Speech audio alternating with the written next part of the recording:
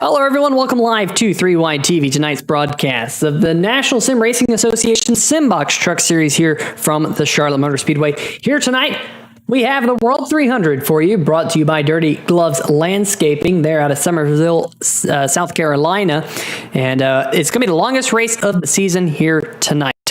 I'm Peter Short, and joining me in the booth here tonight, as always, is Drew Eisenman. And Drew, a little bit of technical difficulties there here on 3Wide TV, getting everything up and going, but hopefully it is up and going. Let us know in the chat if you're with us. Hopefully you are. Settle in for a long ride here tonight. But as you can see, folks, we have already concluded the qualifying session here, Drew. So first thing I think we got to do is go through tonight's starting. Absolutely. James Lorello, last week's winner, will start on the pole. Philip Scott, making his second start of the season, will start P2. Mitchell Adams, P3. JT Poole, P4. Joshua Sobel in P5. Matt Cherry, expect him to be up front quite a bit tonight in P6. Robert Dudley, P7. Jeff Price had an unfortunate kind of past few events, looking to turn things around in P8. Zach Howell in 9th, and then Bill Edwards will round out our top 10, Pete. And Drew, I'll let you take it through the starting lineup here tonight. Paul Bilson will start in P11. Colin Ullery in P12. The 21 of Aaron Mack will start in 13th. And Justin White will start 14th. Chris Darling, again, another one of these guys that we've seen consistently up front, start a little bit further in the back. Not unusual for him, though, starting in P15. Doug Milliner in 16th. Michael Mooney in 17th. TJ Buck in the 84 truck in 18th. Nicholas Bradley starting in 19th. Rounding at our top 20 will be the 13 of Jordan Shepler, sporting a new look for that number 13 truck. The 10 of Monty Glover will be in the 21st. Brian Bradley will be starting 22nd. Ben Mashburn in 23rd. GJ Boydell in that 014 truck starting in 24th. Matt Vanderkoy, 25th. Chip Hansen, 26th. The last of our drivers to take times. Stan Houseman, Joey Doucette, Jeffrey Johnson, all did not take times and will start 27th, 28th, and 29th, respectively. All right, well, folks, thanks for bearing with us here, and we're about to get set to go. Green flag for 200 laps, 300 miles around the Charlotte Motor Speedway. The pace car has headed down pit road, and the race is in James Lorello's hands, winner of 3 races this season, and already out to an early jump here at the Charlotte Motor Speedway. Yeah, Lorello showed quite a bit of speed in practice, so not terribly surprising here. Really close field in practice, so I think we're still going to see these guys really bunched together despite the iRacing kind of update midweek this week, trying to address kind of maybe an over-exaggerated draft effect, especially with these trucks. So we'll see how much of an effect that has as the 44 and the 48 get real tight through 3 and 4 there, Peter. I thought there might have been a little contact. Man, these guys are racing really hard here on the first of 200 laps, 300 miles here at Charlotte Motor Speedway. Yeah, absolutely. There's a lot of battling happening up at the front. Bear with us for just a quick second. A few other technical difficulties here going on. I'm going to try and give you guys a little bit of sound so you can actually hear what's going on out there on the racetrack. And we'll get back to it right here up at the front. Hopefully you guys can hear the race trucks out there right now, because James Lorello here going to lead lap number 2 by only a couple thousandths of a second over Mitchell Adams. It doesn't seem like that update really had much of an effect there, Peter. Really close racing up front. The top 4 drivers within about 3.5, 4 car lengths of each other. We'll see which line's going to be preferred. Typically, it's the kind of the bottom middle here at Charlotte, but that can definitely change depending on the temperature and the grip levels and the vehicle that we're racing. So we'll see with the trucks tonight. The outside line, pretty respectable. That 9 truck of James Lorello holding his own through 3 and 4 on the outside of the truck that we were on board with, the 48 of Matt Cherry. So yeah, not anything too surprising, too abnormal here yet, but certainly close racing and really aggressive driving from some of these guys trying to maximize their track position. But we know with these trucks, once these tires start to wear, they can become incredibly difficult to pass just because of the lack of power with these things. Will Matt Cherry make a move for the lead? Not quite, going into 1. He's still fighting James Lorello on that high side.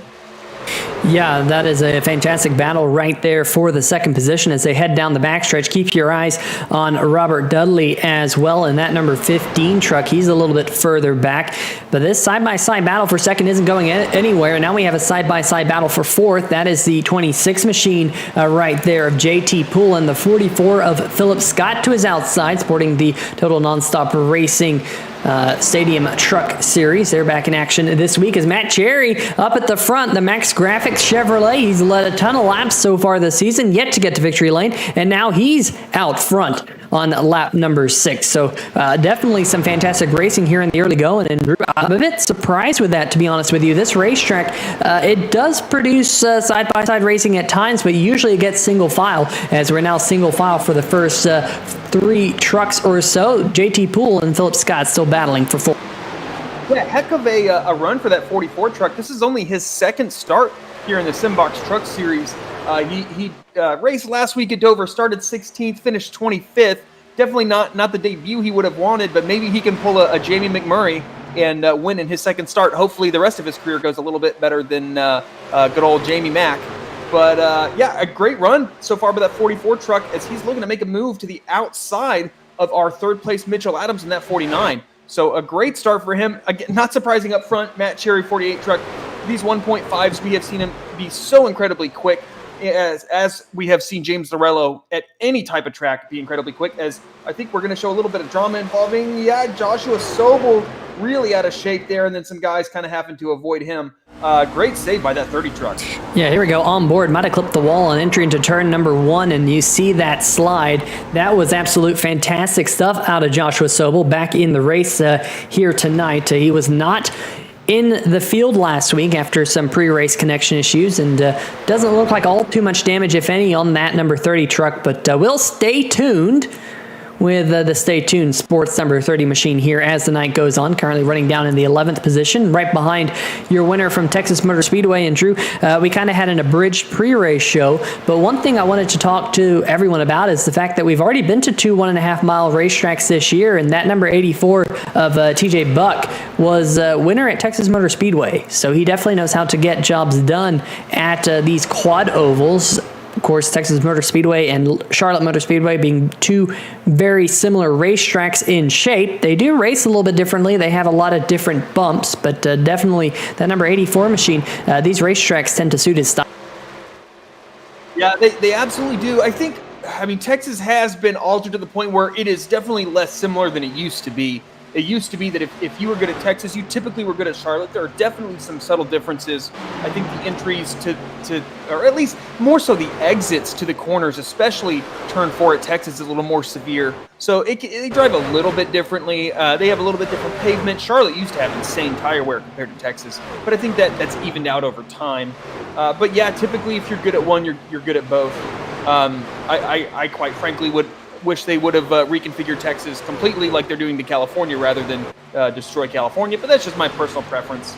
But yeah, I mean, we saw that 84 truck absolutely be quick at Texas, but we saw him take a little bit of time to get to the front, and so I wouldn't be surprised if he has a little bit of a slow start and then makes his way up towards the front later on.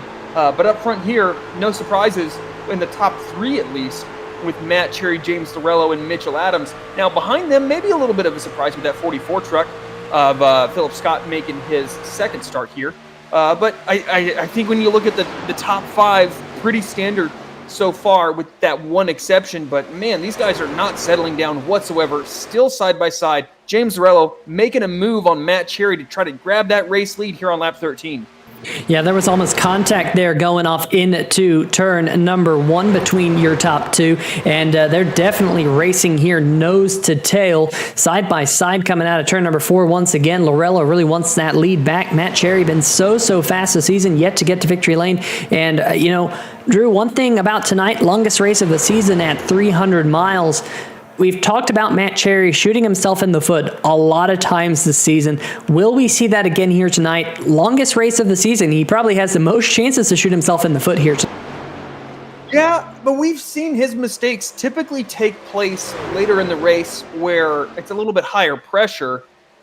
So we'll see. He's just been so quick. I tend to think that pace will win eventually, right? Like, if you're quick, you're going to grab a win. Kyle Larson kind of comes to mind, right? He was so fast for so long. We knew it was a matter of time before Kyle Larson grabbed his first Cup victory. And we kind of know that it's a matter of time before Matt Cherry grabs his first Cup victory. He would just have a lot more if he would kind of, not make mistakes, not get penalties on pit road, not kind of be too aggressive, which we've seen from him. He's never going to lose a race for not trying hard enough. But sometimes you can try too hard and cost yourself a victory. I know that I think both of us have done that at certain points in our sim racing careers. So he has the speed. He just needs to make sure that he's using that speed effectively and racing smart and not racing smarter, not harder, so to speak.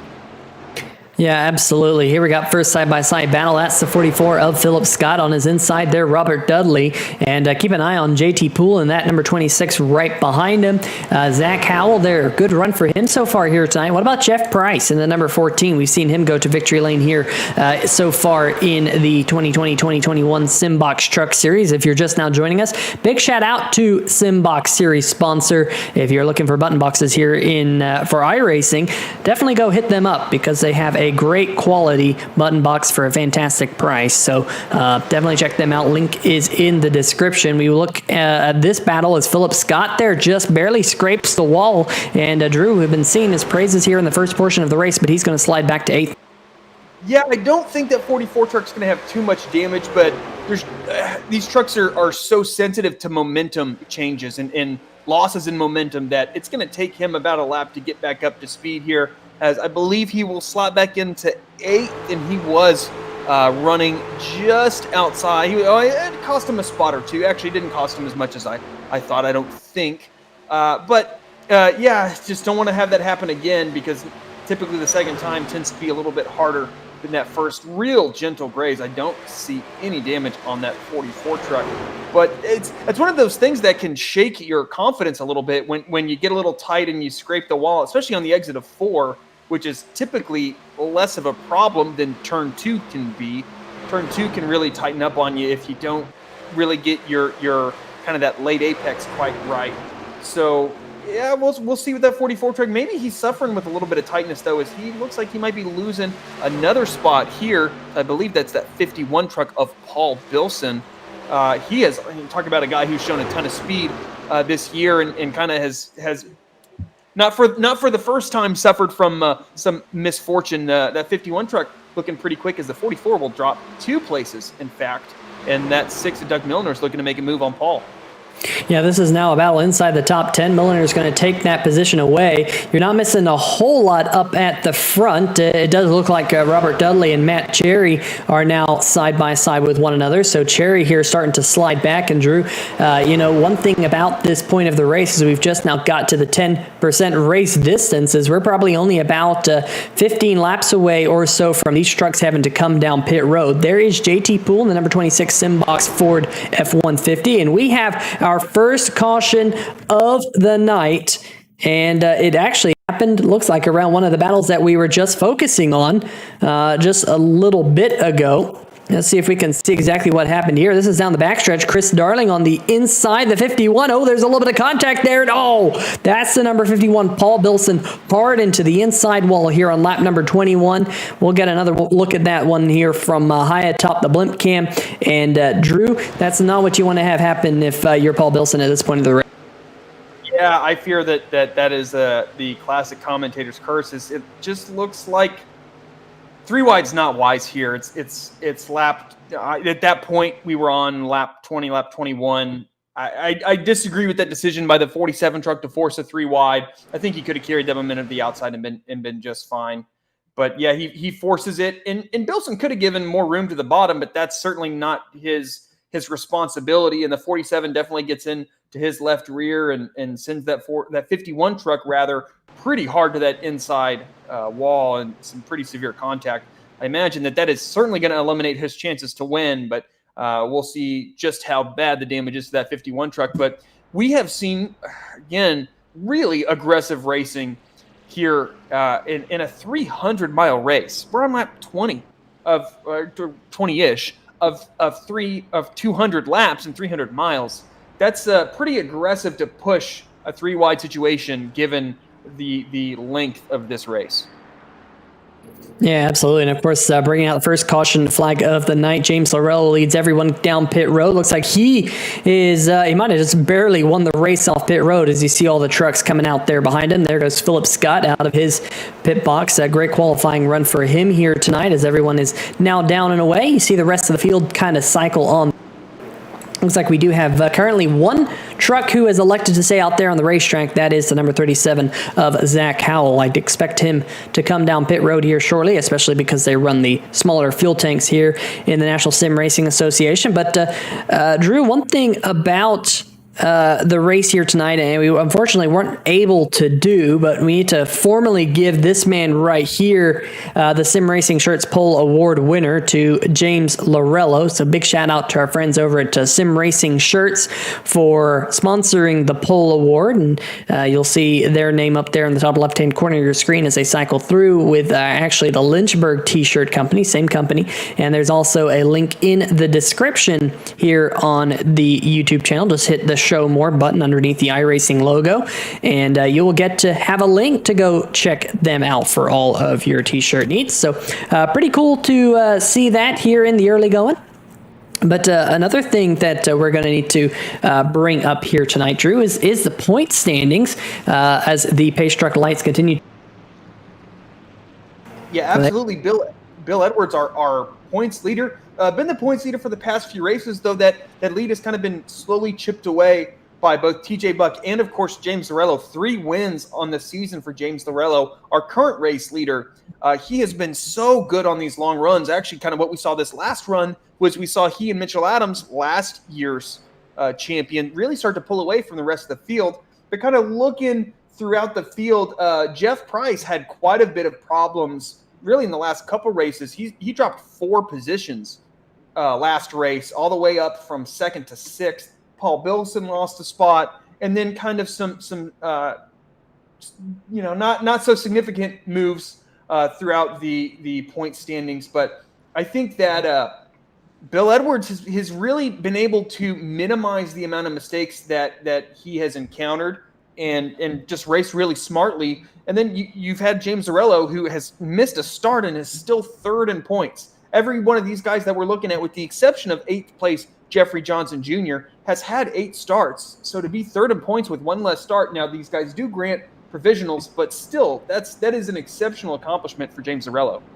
Oh, yeah, absolutely. He's been very, very quick, pretty much every single race he's been in. And like we mentioned, 3 wins to his name. And Drew, one thing we didn't get to mention in the pre-race was last week's race at Dover.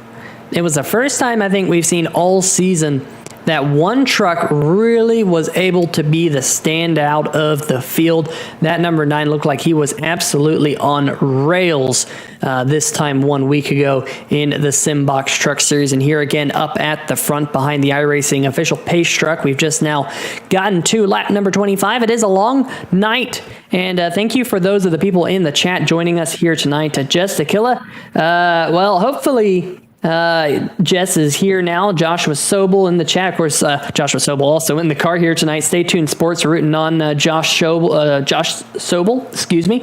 Gabby also saying go Josh. Man, Josh Sobel's got a contingency here tonight. Kevin Finn saying hi Pete, hi Drew.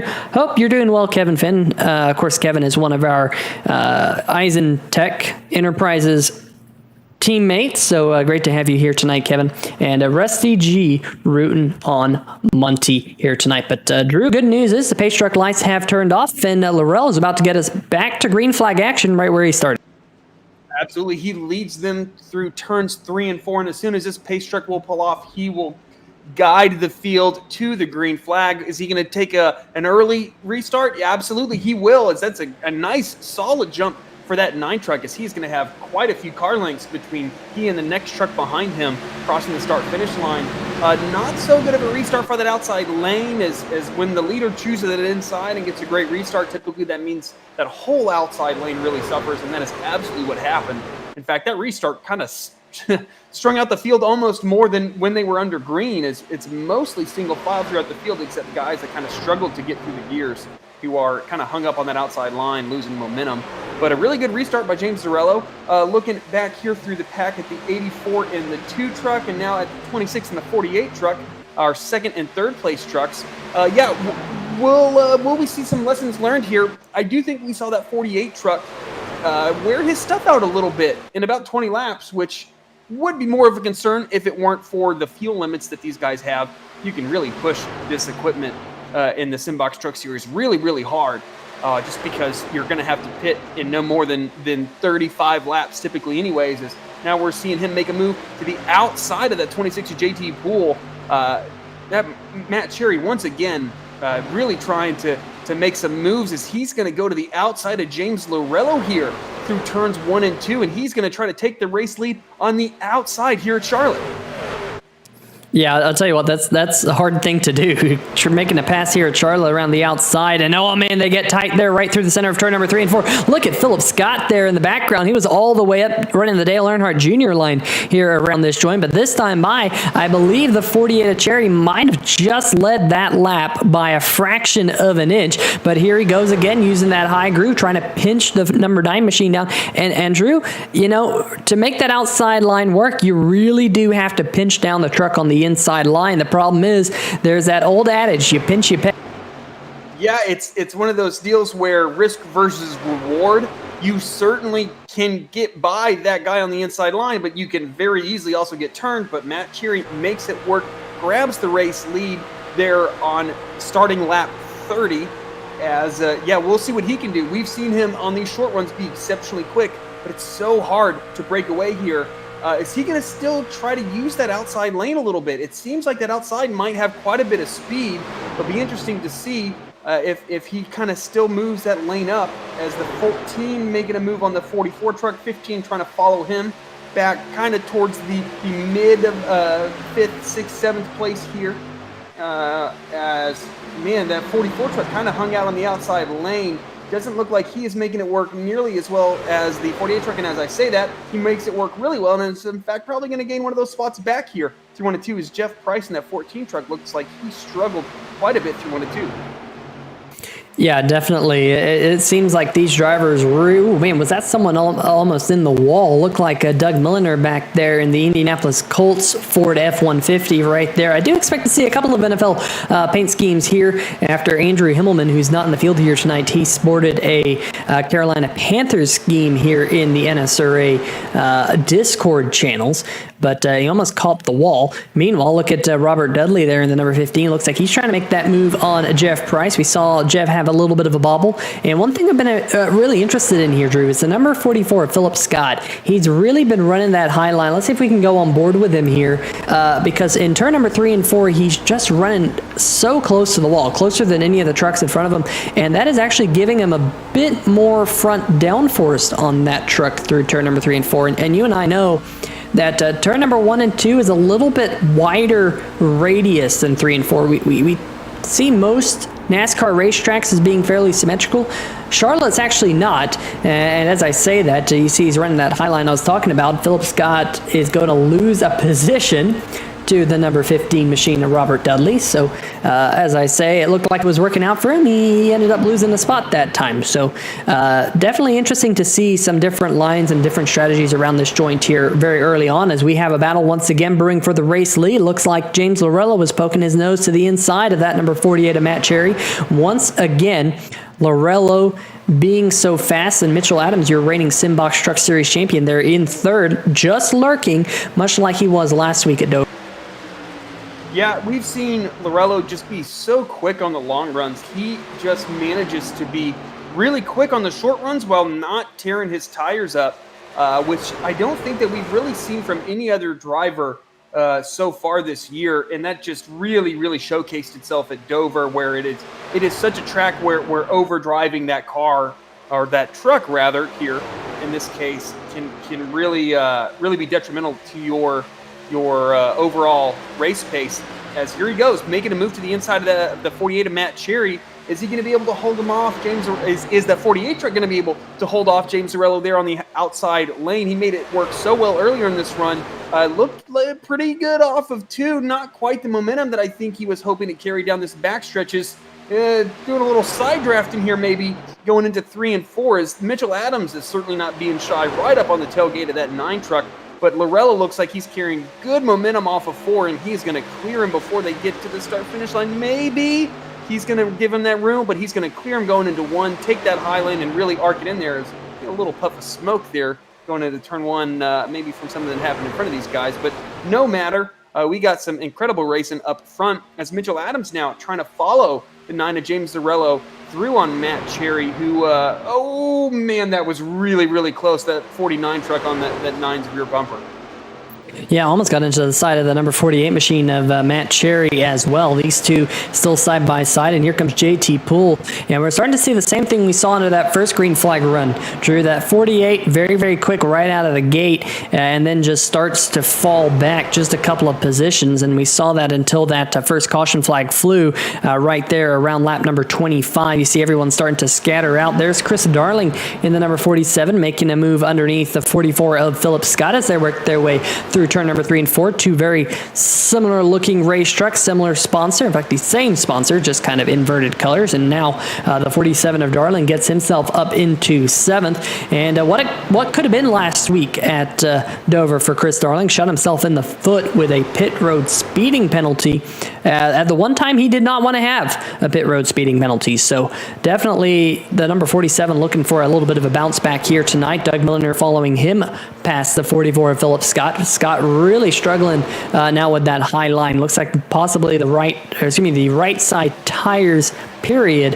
have been shot as he loses a spot to Justin White, who works his way back up into the top 10. And there's a number 13, Jordan Shepler, been quiet here tonight, getting his way past the 44. Now it's a long gap back to the man who leads the next little gaggle of cars. That's Colin Ullery. We'll go on board with him. But then you see back behind him Joey Doucette in the 61. What about Joshua Sobel? We saw him with a little bit of right side damage. You can kind of see that just a little bit. We'll see that here as they work their way out of turn number 4. But Sobel here, decent qualifying run, running mid-pack right now with that right side damage that you just got to look at. And right behind him, Zach Howell. And remember, Drew, Zach Howell was one of the drivers who elected to stay out. Also great to see one of the drivers back in the field here tonight, the number 39 machine. That's Stan Hausman. Of course, his wife is expecting. And that number 39 back out there on the racetrack. In fact, he's sporting the Brookstone Animal Hospital look on that car. Of course, Brookstone Animal Hospital, sponsor of the Lucky Dog Award. They did not give out their Lucky Dog Award under that first caution because there was no lucky dog. In fact, all 29 cars were on the lead lap at that point. We have 28 on the lead lap right now. Only driver off the lead lap would be the number 29 of Paul Bilson, who was involved in that first accident here tonight. And I'm trying to keep an eye on his pace. I don't think his pace is exactly up to what the leaders are running, but Paul Bilson definitely not losing too much time on some of the trucks around. Yeah, I'm actually kind of more surprised that Paul is even kind of where he is.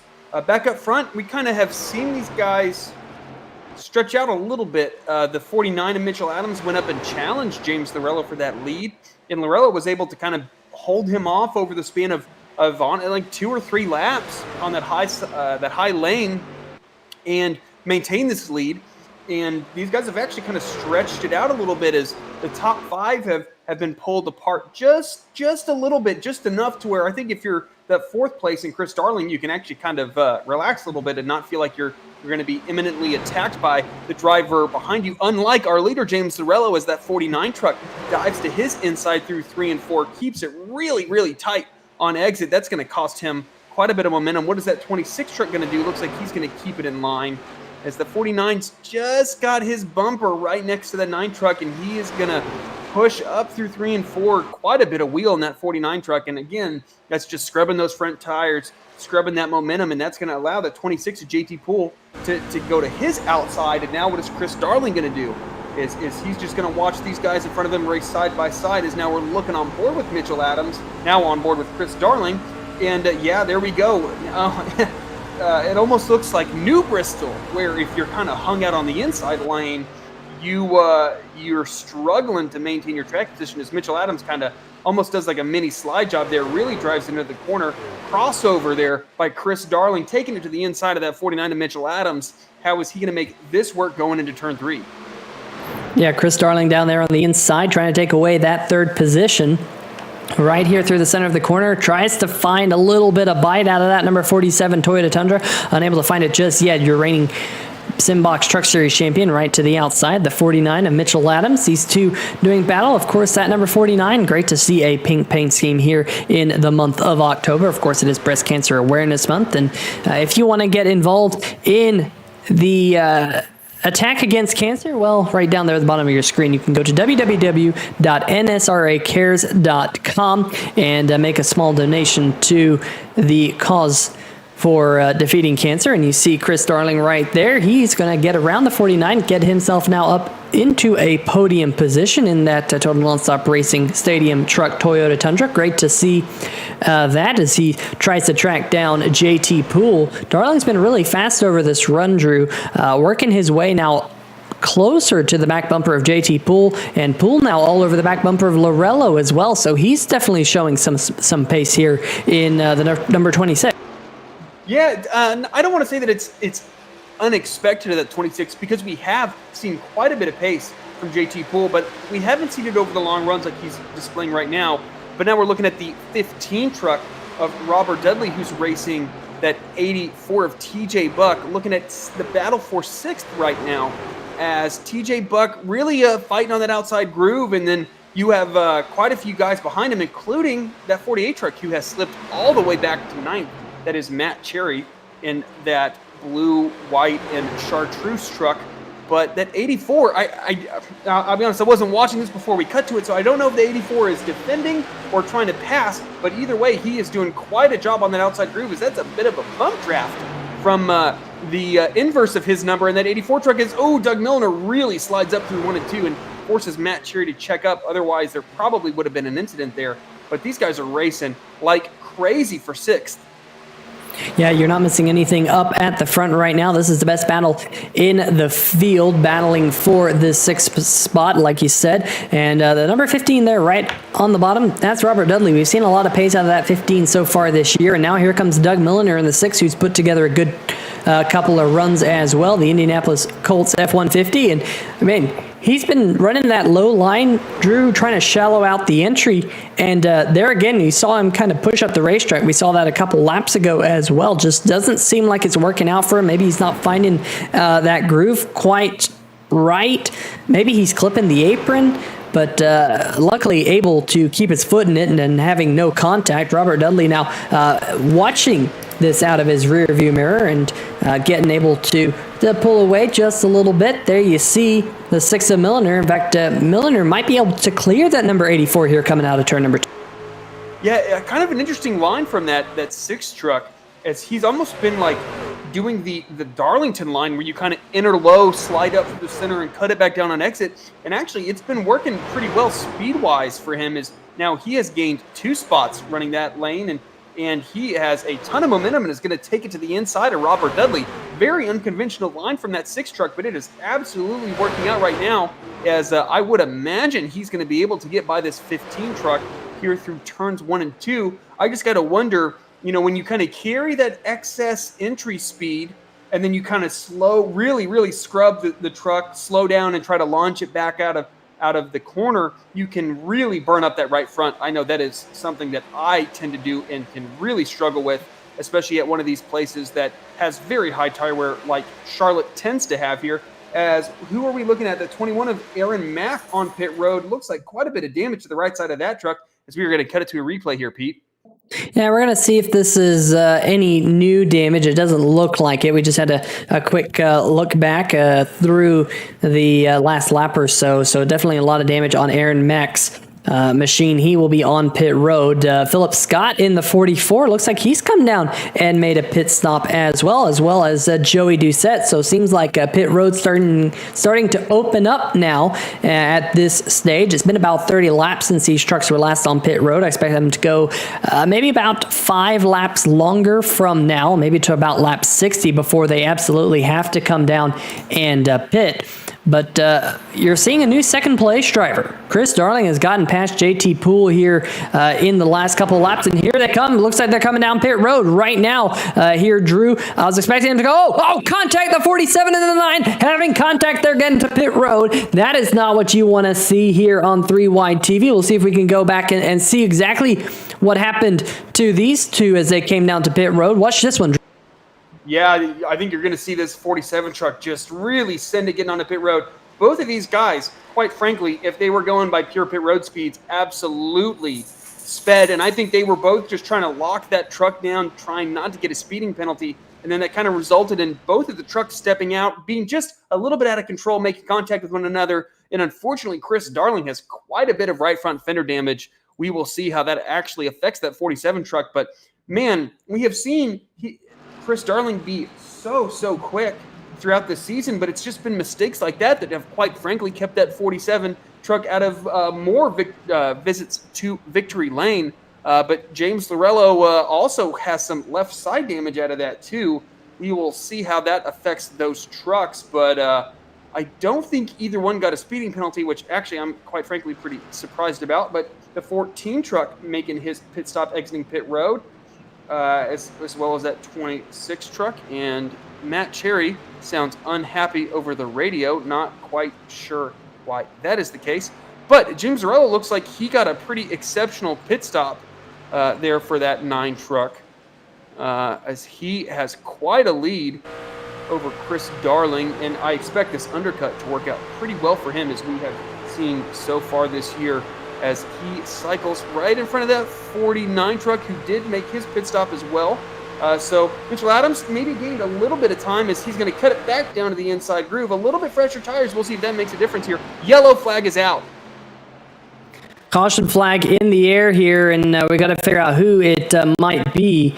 And getting word that it might be who might it be? Is it?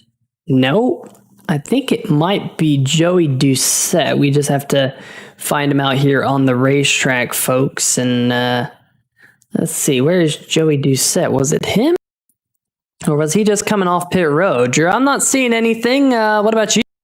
Yeah, it looks like the 014 truck going into turn 1 just lost it all by himself. Just got loose and smashed the outside wall and blew his motor and spun to the inside, and that looks like that's probably going to be it for the 014. Is here we go.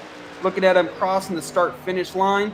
Cuts it down into turn 1, and everything looks normal. And then all of a sudden, that 014 snaps to the right, boom, into the outside wall. You see puff of engine smoke, which means his engine's done, and that was our caution. Yeah, let's go on board with this. You see that everything looks right, and it just gets away from him just a little bit.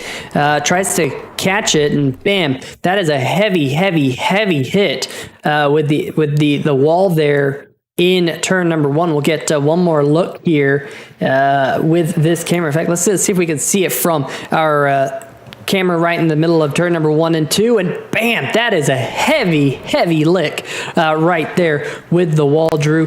Definitely not what he wanted to have happen here.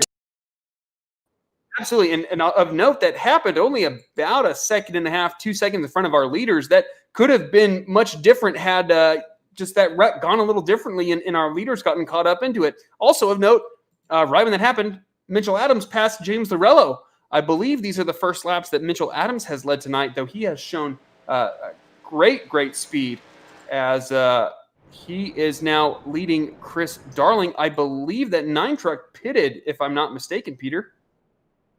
Yeah, it looks like James Lorello is still sitting on pit road. I'm wondering if he's come down to fix some of that damage with that contact that he had with Chris Darling on entry to pit road. Remember, those two had a little bit of a coming together. Right now, he's being scored in 22nd. Now, he will get fresh tires on that race truck. Chris Darling in the 47.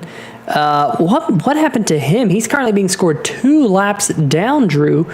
That is definitely not what he wanted to have happen at this point of the race. I know we saw last week at Dover, he got a pit road speeding penalty, and looks like he's going to come down once again. Now we have 25 trucks on the lead lap, so Darling's the first truck currently being scored 1 lap down, but 2 laps down at this stage. It's a long race. There's plenty of time to get back on the lead lap, but you're going to have to need a couple of cautions to do so. Yeah, that certainly isn't what you want this early in the race. I didn't catch what happened either, so I at some point under this caution will go back and try to figure out exactly why that 47 truck lost 2 laps. I don't know if that's kind of a self-imposed penalty. I didn't see him get a black flag or anything like that.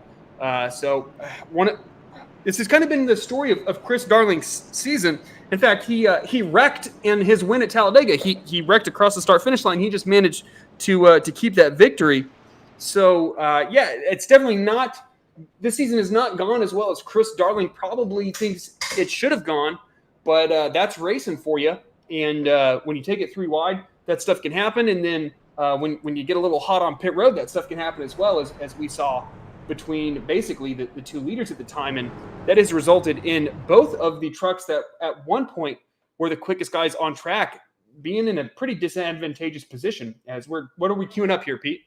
We're trying to figure out who the Brookstone Animal Hospital Lucky Dog Award winner was under this caution. I think it might have been the number 24 of Ben Mashburn, but honestly, I've been trying to figure out who it was, and I'm not 100% sure it was Ben Mashburn either. So we unfortunately unable to figure out who your lucky dog was. There is Ben Mashburn currently being scored in 22nd position in that Sunkist Chevy Silverado.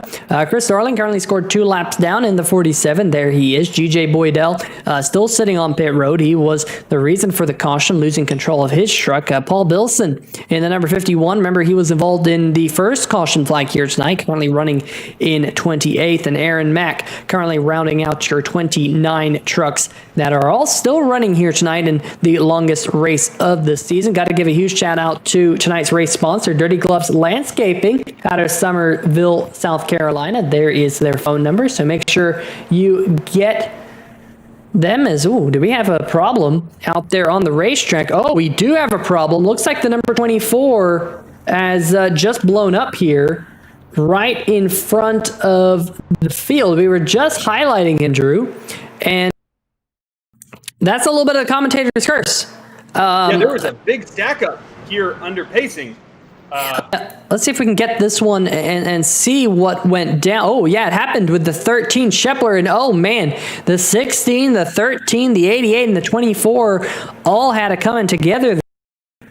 Or we're going to have to see if we can get maybe one more look at this here from maybe a different angle because it all happened up in front. Let's see if we can keep an eye on the number 13. There you go. And oh, yep, bang, bang, bang. And man, James Lorello must be counting his blessings because he just barely got through that. The number 16 machine right there, that of course is Brian Bradley. It looked like it all happened there. We'll get one more look at this from the blimp cam, folks.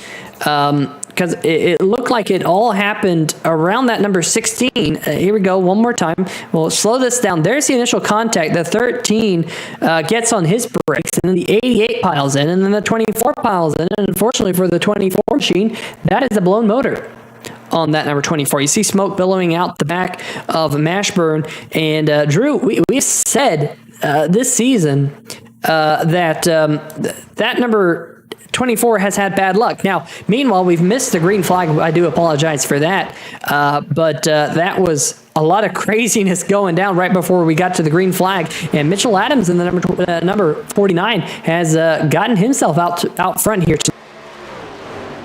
Yeah, a great restart by Mitchell Adams. I think his main competition kind of being removed here as really the only guys that we've seen that have been able to contest on pace, that is, with James Lorello and Chris Darling, have been this 49 and the 26 truck, quite frankly, behind him of JT Poole. So I think these guys, I mean, kind of like we've seen this season, it's been one of those deals where a lot of quick guys have either been taken out or taken themselves out of these races, and it's been a season of opportunity so far, and it's who can take best advantage of that. I would say right now, my money would be on last year's champion in that 49 truck, our leader, Mitchell Adams. But a lot of these guys must be kind of seeing what's unfolding and thinking this might be an opportunity for me to get into victory lane, whether it's for the first time this season or maybe the second time in the case of that 14 truck of Jeff Price. But that 48 is looking to take third away from the aforementioned 14 truck as he really, really slowed down going to the corner that 14 did. And that's going to allow that 6 truck to get by him of Doug Milliner, who carries quite a bit of good momentum on the backstretch. It's kind of shaken up this field a little bit. Oh man, that 15 I think got into the 84 of TJ Buck there, and that almost was a wreck. Man, these guys are certainly racing hard. The 15 tried to back out of it, and that cost him a ton of momentum and let the 37 truck get to his outside, as we can see in the background there. But that 37 will kind of duck back in line. But certainly not lacking for action here on this restart, even though the guys that have been up front so far in this race are kind of not up there now. But we see this 26 truck of JT Poole certainly not letting Mitchell Adams run away with it, as he is right on that back bumper of that 49 truck. Yeah, man, if I'm JT Poole right now, I'm chomping at the bit. You know, we've seen some of the fast trucks have a little bit of problems, including the number 9 Lorello, who's trying to work his way back through the field. He's currently down in 17th. And then Chris Darling, who's 2 laps down. First truck 2 laps down, that is. Definitely time to try and get your win. You know, you want to get a win here in the Simbox Truck Series. Winning is everything. I know as a sim racer myself, I'm very competitive out there on the racetrack, and you want to get to victory lane. You want to have a solid night and a good run here tonight in the World 300. Definitely is going to do you a world of good, because you know, this is the longest race of the season. We talked about not making mistakes, because mistakes here, yes, if they're early enough, you can kind of bounce back from them if you get a couple of cautions and whatnot. But it's one of those things that can snowball. You can end up 2 laps down. You can end up at a point where there is no point of returning back to the lead lap. So these drivers have to keep that in mind as we close in on the halfway distance here tonight. Yeah, I totally agree. And Charlotte tends to be one of the tracks that we don't see the most cautions at. So yeah, if you're Chris Darling, I mean, it's lap 70 already, but it's still only lap 70. There's still 131 laps to go. So you have enough laps left, but you can't count on those cautions, and you cannot count on the leader in Mitchell Adams not putting other guys a lap down ahead of you. And so it is absolutely going to be an uphill battle for that 47 truck to get back on the lead lap. I mean, it's going to be hard for him just to get back to 1 lap down, but he has to count on 2 cautions where he's the lucky dog, or he stays out, which seems less likely given the range of these guys. Here comes the 26 truck of JT Poole to the outside of our leader of Mitchell Adams. And like you said, chomping at the bit here, that 26 truck sees an opportunity and is getting almost a push there from Matt Cherry down the front stretch. And a great run by JT Poole is, again, what we were talking about, kind of not pinching him down, but certainly keeping that 26 truck tight to that inside truck of Mitchell Adams, as good momentum there from that 26 there on the backstretch. Not quite able to clear him as that 49 drives it pretty deep down into 3 and 4, is now paying for that on exit, as that outside lane will be able to clear Mitchell Adams, as Matt Cherry's going to look to take second away as well. Yeah, I got to say, that was a fantastic pass by the number 26 of JT Poole to get to the race lead in the Simbox F-150. We continue to focus on this battle for the second spot. You see Jeff Price in the number 14 has gotten himself up into 5th. Good job for him. Robert Dudley there still languishing just outside the top 5. That's pretty much been Robert Dudley's spot all night long, right there in 6th. And TJ Buck, Joey Doucette, Zach Howell, Colin Ullery rounding out your top 10. Things starting to calm down just a little. Let's go back to the number 44 of Philip Scott here, Drew. Good start to the race for this Toyota Tundra. He's kind of fallen back right now to around the 11th position, right behind Colin O'Leary and in front of Stan Hausman, but just kind of finding his groove here in the Simbox Truck Series. You mentioned earlier his second start, and definitely showing he has a lot of pace, but it is a long race, and you have to pace yourself throughout this long race. You can't go out there and end up with damage in the early going. I know these race trucks end up being very aero sensitive, so any little bit of damage can come back to haunt. Yeah, and we saw that 44 just brush the outside wall coming out of turn 4 early in this race. And like I said, that kind of scare can really kind of change how you drive the truck and can spook you or just make you reevaluate, okay, what am I doing versus what do I need to do to make sure this truck gets to the point in the race where it's worth having, a clean truck. So that 44, yeah, he's absolutely fallen back a little bit, but not too bad. As now we are looking back here on the 2 of Justin White racing that 44, or rather that 40 truck of Nicholas Bradley here for 13th position, as Justin White, who we have seen quite a bit of pace early on, kind of one of the guys we maybe haven't talked about enough based on his pace. Justin White has been exceptionally quick, won a pole this year, and has been up front quite a bit, but has been one of those guys that has kind of chronically been involved in incidents and has really cost him quite a few good points finishes. That 40 truck, by the way, just slipped behind that 9 truck of James Lorello, who is also passing that 44 truck. We're seeing this 9 slowly creep back up through the field. This is going to put him in 13th position as he gets by the 44 of Philip Scott. Yeah, he's now up to 13th, going to try and close in on the number 2 machine. Let's look a little bit further back. Jeffrey Johnson Jr. in the number 33. How about him? Remember, he is top 10 in points. He was one of the last cars to come down pit road under that green flag pit stops. In fact, I think he was the very last truck to head down pit road when we had the one and only green flag pit stops that we've had here tonight. Bill Edwards in the number 50 right there. Bit of a surprise here tonight that this number 50 isn't further up the field, Drew. We've seen so much pace out of him this season. I mean, look back to Dover 1 week ago where he was definitely one of the top contenders in that truck. Comes into tonight as your points leader.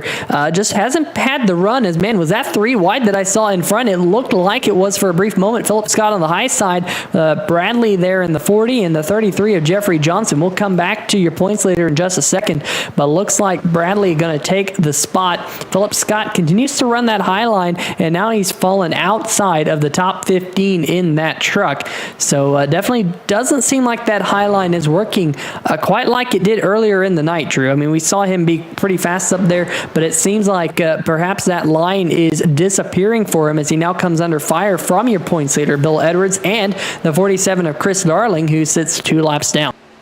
Yeah, it certainly seems like where he's struggling is the very, very late exit when you transition out of the corner onto the straightaway. Just seems like he's almost too high, and that truck looks like it's kind of losing its nose on him, which is forcing him to basically lose the advantage that he's gaining, right? You run the high lane when you're trying to carry more momentum, but if you have to get out of the gas really late, as we just saw right there, is that we're going to see Jordan Scheffler cut to his inside. Yep, there he goes, that 13 truck.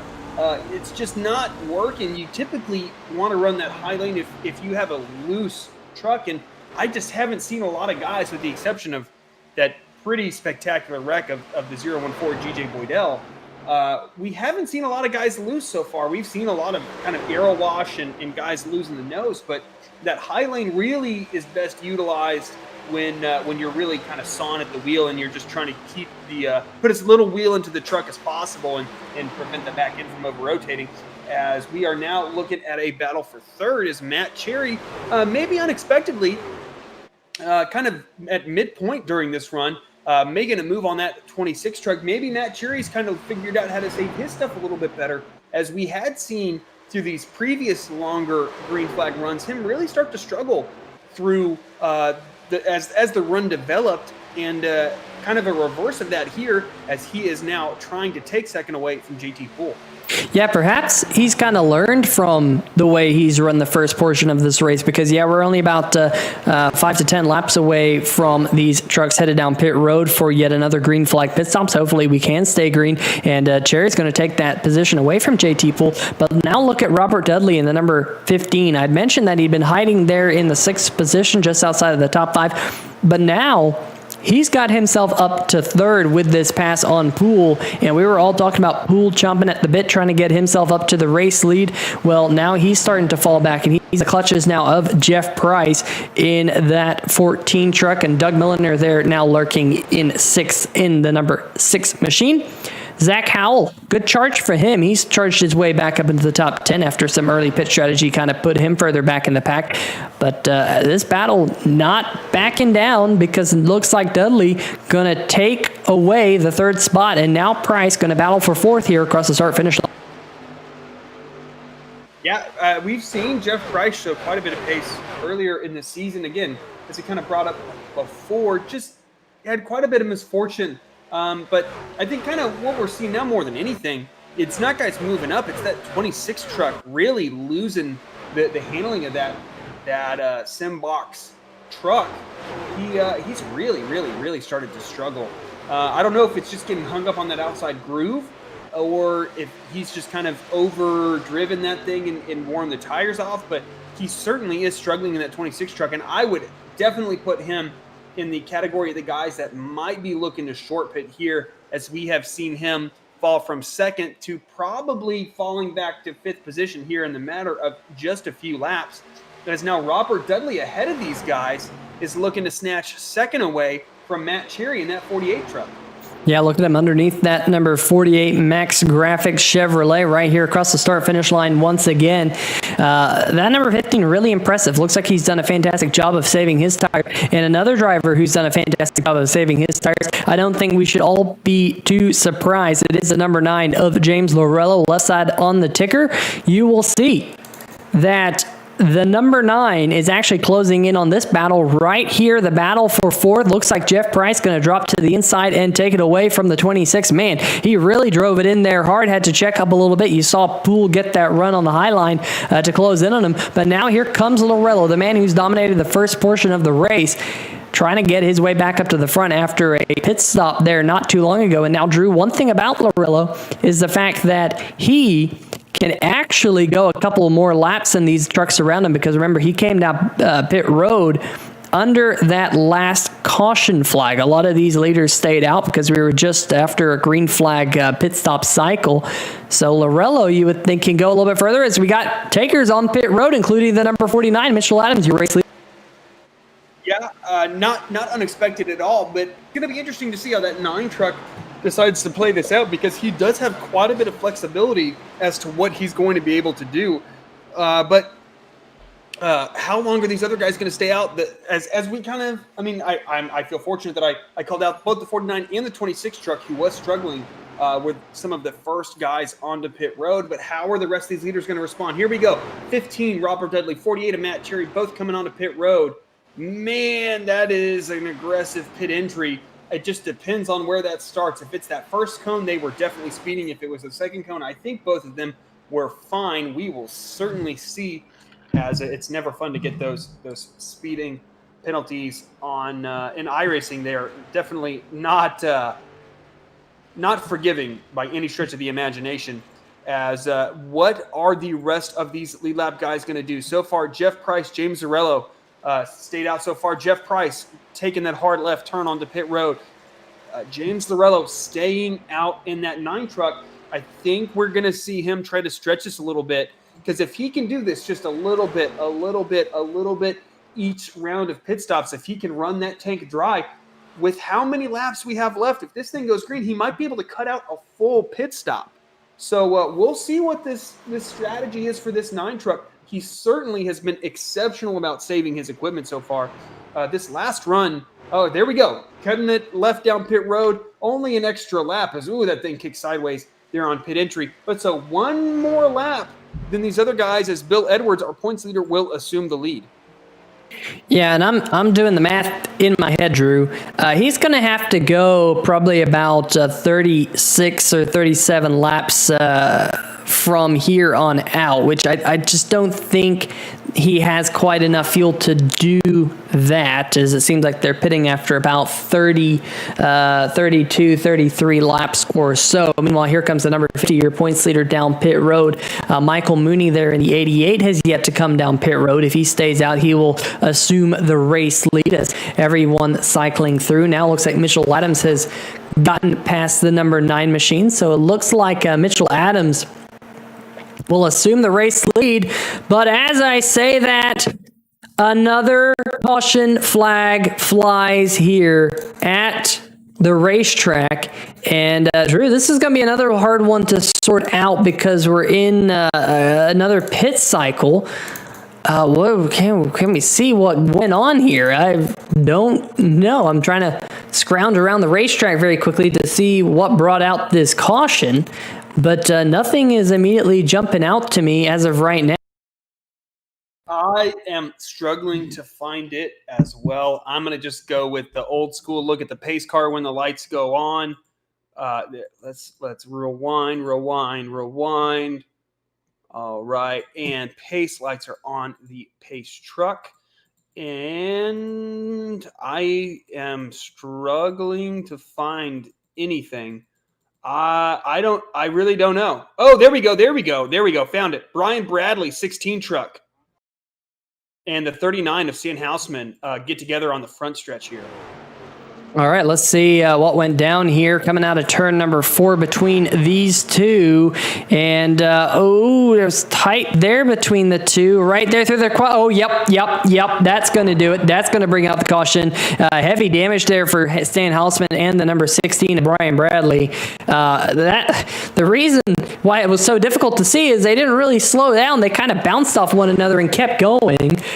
So I couldn't quite see who was stopped out there on the racetrack. Here we go. One more look at this. There's that contact, and they bounce off each other, slam bam into the wall just like that, and they kind of carried on. So a lot of damage on both of those race trucks, unfortunately. But they're able to continue on, so that's the good news, at least for now. But Drew, back under caution here, and again, in the middle of a pit sequence, and that's going to throw a couple of these drivers for a loop once again. I'm getting word that Chris Darling had yet to come down pit road, so he's now only being scored 1 lap down. Monty Glover in the number 10 right there. He's the last car on the lead lap. Now, the cool thing about Monty Glover and that race truck here tonight is his usual sponsor is tonight's sponsor of the race, the Dirty Gloves Landscaping Company out of Somerville, South Carolina. There's their phone number, and you can see the logo on the top of his car right there, and got a little bit of a pink vibe to it for, of course, Breast Cancer Awareness Month. And Drew, I'm trying to figure out who the Brookstone Animal Hospital Lucky Dog Award winner under this caution is, but this might be another difficult one to sort out because, of course, we're in the middle of a pit sequence when it all happened.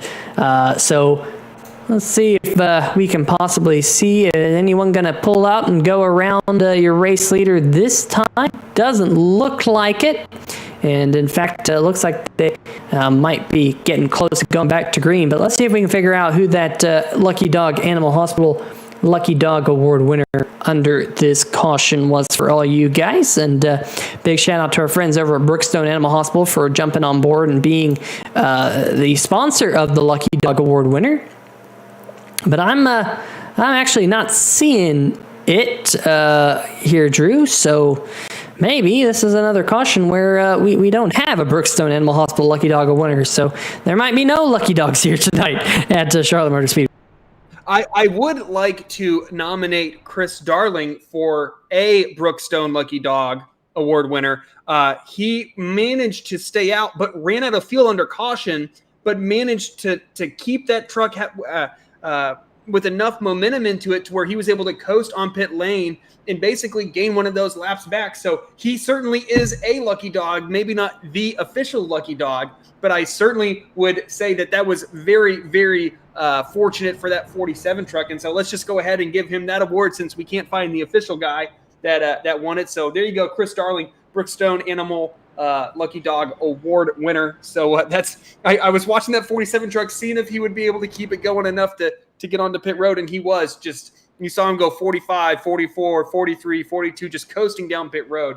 So great for that 47 truck, who we shouldn't count him out. He's got one of those laps back, and if he has the pace still in that truck, he's definitely going to be competing for this Lucky Dog, kind of based on the amount of cautions, especially that we've seen recently. But these guys are now starting to double back up here, as Mitchell Adams will be your race leader. But don't look too far behind him. Is the guy starting right behind in that 9 truck, James Lorello, already recovered from basically whether that was a penalty or he was just getting that damage fixed. But that 9 truck already back up into 3rd place. And we've had something happen to the number 37 machine. 37 driven by Zach Howell.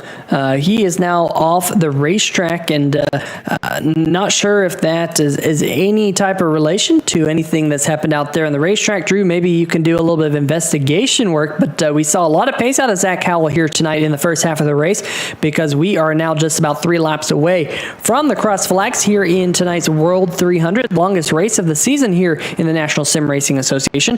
If you're in the chat, make sure you make yourself heard. We have Mitchell Snare here tonight rooting on JT Poole. Been very, very fast tonight in the number 26 Simbox Ford F-150. But if you're in the chat, we want to hear who you are rooting for as well, as we're about to get set to go back to green flag racing. Mitchell Adams, your reigning Simbox Truck Series champion, gets us back underway. A little bit of a wiggle at the back of the number 26 of JT Poole before they head off into turn number 1. But Poole's going to clear the number 48 of Matt Cherry. And here comes James Lorello, your Sim Racing Shirts Pole Award winner here from earlier tonight. He's now back up into the top 3. How about that? What a recovery for Lorello there, Drew. And he's making a charge there for 2nd. As I'll just go ahead and give you a quick update as we're watching this side-by-side race for 2nd. Yeah, what happened with the 37 is Zach Howell is actually under that last cycle of green flag pit stops. Zach actually got into the back of the 60 truck who was making a pit stop. I don't know if the 37 didn't know it, if the 60 didn't call it out. I don't know. I didn't hear it. But basically that 60 kind of cut it left to get onto pit road, and that 37 just didn't anticipate that and slammed into the back of that 60 truck, and the 37 had a ton of front end damage. So I believe that's why he retired. Yeah, you can see the rear end of that 60 truck is really, really smushed, so to speak. So that's essentially what happened there. Is that's also definitely compromised the 60 truck. As I can't imagine that thing is handling too well, though it is quite a pretty paint scheme.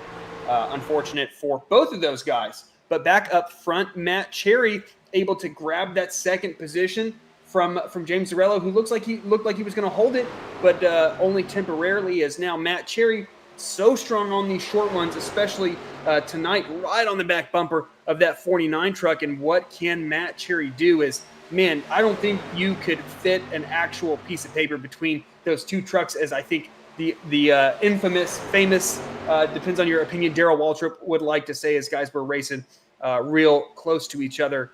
But a good run there from the 49 of Mitchell Adams, but just behind them, looks like the 26 truck maybe checked up just a little bit through 1 and 2, as he lost that position to both the 15 truck, and looks like he's going to lose it to that 84 of TJ Buck, with Jeff Price looking to capitalize on that as well.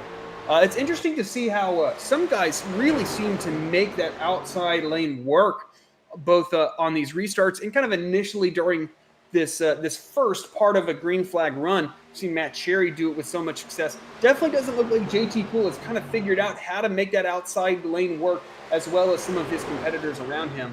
But here comes that 15 truck, also trying to make a move on James Lorello.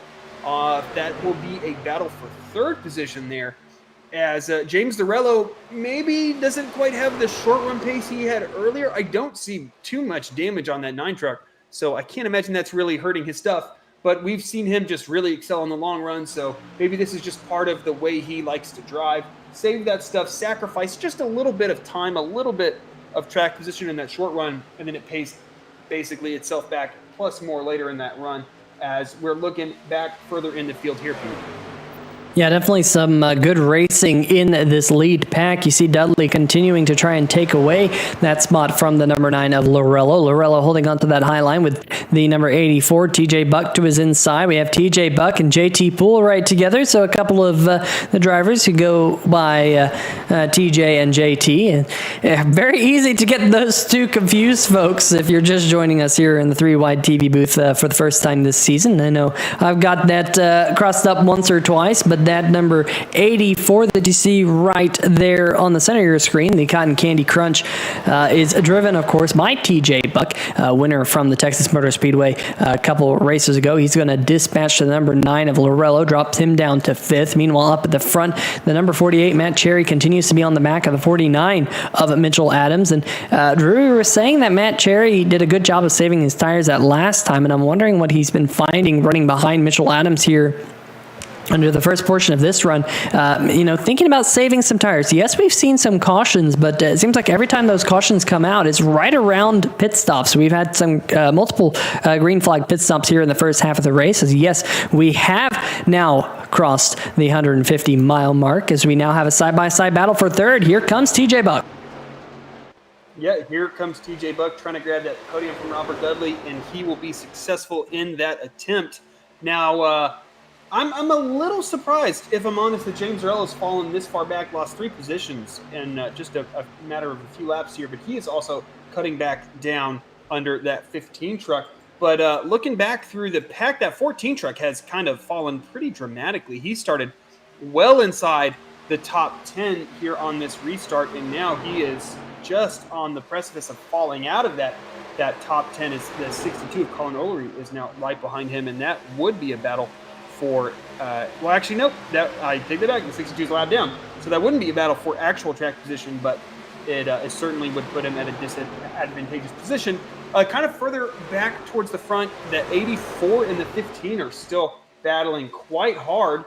They're in kind of the middle of your screen, as it seems like James Lorello's trucks may be coming to him a little bit. He has been making really good runs coming out of these corners. It's almost into the back of that 15. You see him carry a ton of momentum out of these corners. He's really easing that truck into the corner and really getting a huge run off the corners, as he is now really going to drive that thing in on that high side. And see, that's what we're able to see from some of these guys that we're not seeing from everybody is making that outside lane work. And James Lorello absolutely did that last time by, whereas other guys like that 26 of JT Poole not quite able to do it as well. And you see that 6 truck really out of the groove there. Certainly not where he wants to be. The 14 almost found the wall out of turn 4 as well. Yeah, definitely some great battles here happening in the field. And now here comes Lorello trying to go to the outside of the number 84, getting that run that you were talking about here, Drew. Just using that little bit higher lane, getting that momentum up, and he's trying to take this third position back. Wouldn't be the first time here tonight that we've seen Lorello get up into a podium position. Of course, he was your Sim Racing Shirts Pole Award winner, definitely making a very good move here to get now up into the third position. And here comes Dudley trying to take the 4th position now from TJ Buck. And how about that number 33 that's right behind him? He is currently not on the lead lap. That's Jeffrey Johnson Jr., but he would be the Lucky Dog Award winner if a caution flag was to come out. He's trying to hold off a couple of cars behind him. That's a battle that we have to watch closely, because we only have 12 trucks on the lead lap. These caution flags happening during pit cycles have really thrown a wrench in the works here tonight for a couple of these trucks, especially the ones mid-pack, because those are the drivers most in danger of getting caught a lap down, and that's exactly what has happened. And a good job here by Jeffrey Johnson Jr. In fact, showing the best pace we've seen out of him all night. Yeah, he certainly has pace up there with essentially the leaders right now. He really sends that 33 truck down into turn 3. Some great momentum from him. As I believe we are on board with, just trying to look at it, is this the 9 of James Lorello? Yep, looking at the 48 truck of Matt Cherry. Lorello, the last few laps, he was 0.2 quicker that last time by than Matt Cherry, just a fraction quicker than our leader in Mitchell Adams. But maybe Matt Cherry kind of once again, maybe now that he was really up front, right behind Mitchell Adams, maybe he burned his stuff off a little too soon this time by. We'll get an update of the laps this time by, as Lorello has visibly closed in on that 48 truck. It was a 31 flat for James Lorello, a 31.2 for Matt Cherry, another 2/10, and a 31.199, so essentially a 31.2 from Mitchell Adams. Is once again James Lorello, as this run develops, that 9 truck so good at saving his stuff, and we're seeing it show itself to a great degree here. Yeah, look at this gaggle of cars a little bit further back. This is really from about the 6th place on back, because there is Doug Milliner in the Indianapolis Colts F-150. There's the number 2 right there. That's Justin White. He's one lap down. He's trying to catch up to Jeffrey Johnson Jr., who's running with the leaders right now. As you see, Matt Cherry just poke his nose underneath the number 9. A couple of trucks down there on the apron, letting the leaders on pass. That is some very sportsmanship-like driving. But up at the front, the race lead. We didn't see Lorello get around the 48 of Cherry. He just blew on by him, but now he's trying to look for the race lead here under Mitchell Adams, your reigning Simbox Truck Series champion. Yeah, I don't know if it was a plan by the 48 to just let the 9 by, but there wasn't much that he could do to defend against James Lorello. As what we saw earlier with him really easing that truck around on the restart and maybe sacrificing a few pieces of track position is paying off now. He's got such incredible exit speed. Oh man, I thought that those guys were going to get together coming out of turn 4. Maybe a little bit of defensive driving from that 49 truck, and I thought Lorello, carrying huge momentum out of the corner, was going to get into the tailgate of that 9 truck, as that is exceptionally not exceptionally aggressive, just very defensive. I think if you were an Indy car, that might warrant a penalty. But here in stock cars, blocking is 100% allowed. As we mentioned earlier, you pinch, you pay. That's basically the rule here is, if you block and you wreck yourself, so be it. It wouldn't be the first time that we've seen it in racing if that were to occur. But James Lorello throwing a huge, kind of kidney shot to the field here, is I think a lot of these guys thought, this guy's out of it, got involved in some problems on pit road, got some damage, had to spend a substantial amount of time on pit road to fix it. And guess what? Here he is fighting with that lead again, right on the door of Mitchell Adams, as we are now queuing up a replay. What are we going to look at, Pete? This is the number 2 machine of Justin White, who was trying to get to a lucky dog position coming out of turn number 2. Pancakes the wall right there. You see some sparks flying up, and you see him losing a ton of track position.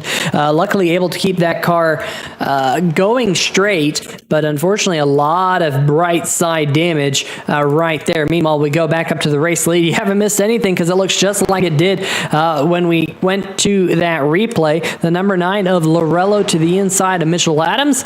And look at the number 48 of Matt Cherry. He's trying to figure out which one of these leaders is going to get to the race lead. Now, another thing I was just looking at, Drew, is the laps since these cars were last on pit road. It is actually, for Lorello, about 28 laps. So I expect to see Lorello on pit road here probably within the next 5 laps or so. Granted, there was a caution flag that might help with his fuel mileage. But Lorello can't go much further. Same thing with all of your current top 5. So they will be on pit road here shortly. And got to give a huge shout out to Jeffrey Johnson Jr., who's now hanging. He's continuing to hang with this lead group of trucks. I mean, that's really impressive. We haven't quite seen a lot of speed out of Jeffrey Johnson Jr., except for kind of at the Simbox 250. But even though we haven't seen the most speed out of that 33 truck this year, Drew, he's been absolutely spectacular at minimizing his mistakes, as here comes the number 49 machine down pit road. So already one taker on pit road, and it's Mitchell Adams who will come down. Looks like a JT Poole with him as well, and is that Colin Ullery? I think it is Ullery down pit road right now. Racecar on the lead lap right now. There he is. I haven't mentioned his name here tonight, running 11th spot right now in the South Carolina Gamecock, number 87. He is right now in the 9th position during this pit cycle, so we'll have to see when he comes down. But what about your race leader, the number 9, Lorello, coming down? Yeah, I was wondering how long James Lorello would stay out. So just for perspective, for our viewers, they were about a second and a half, maybe a little bit more.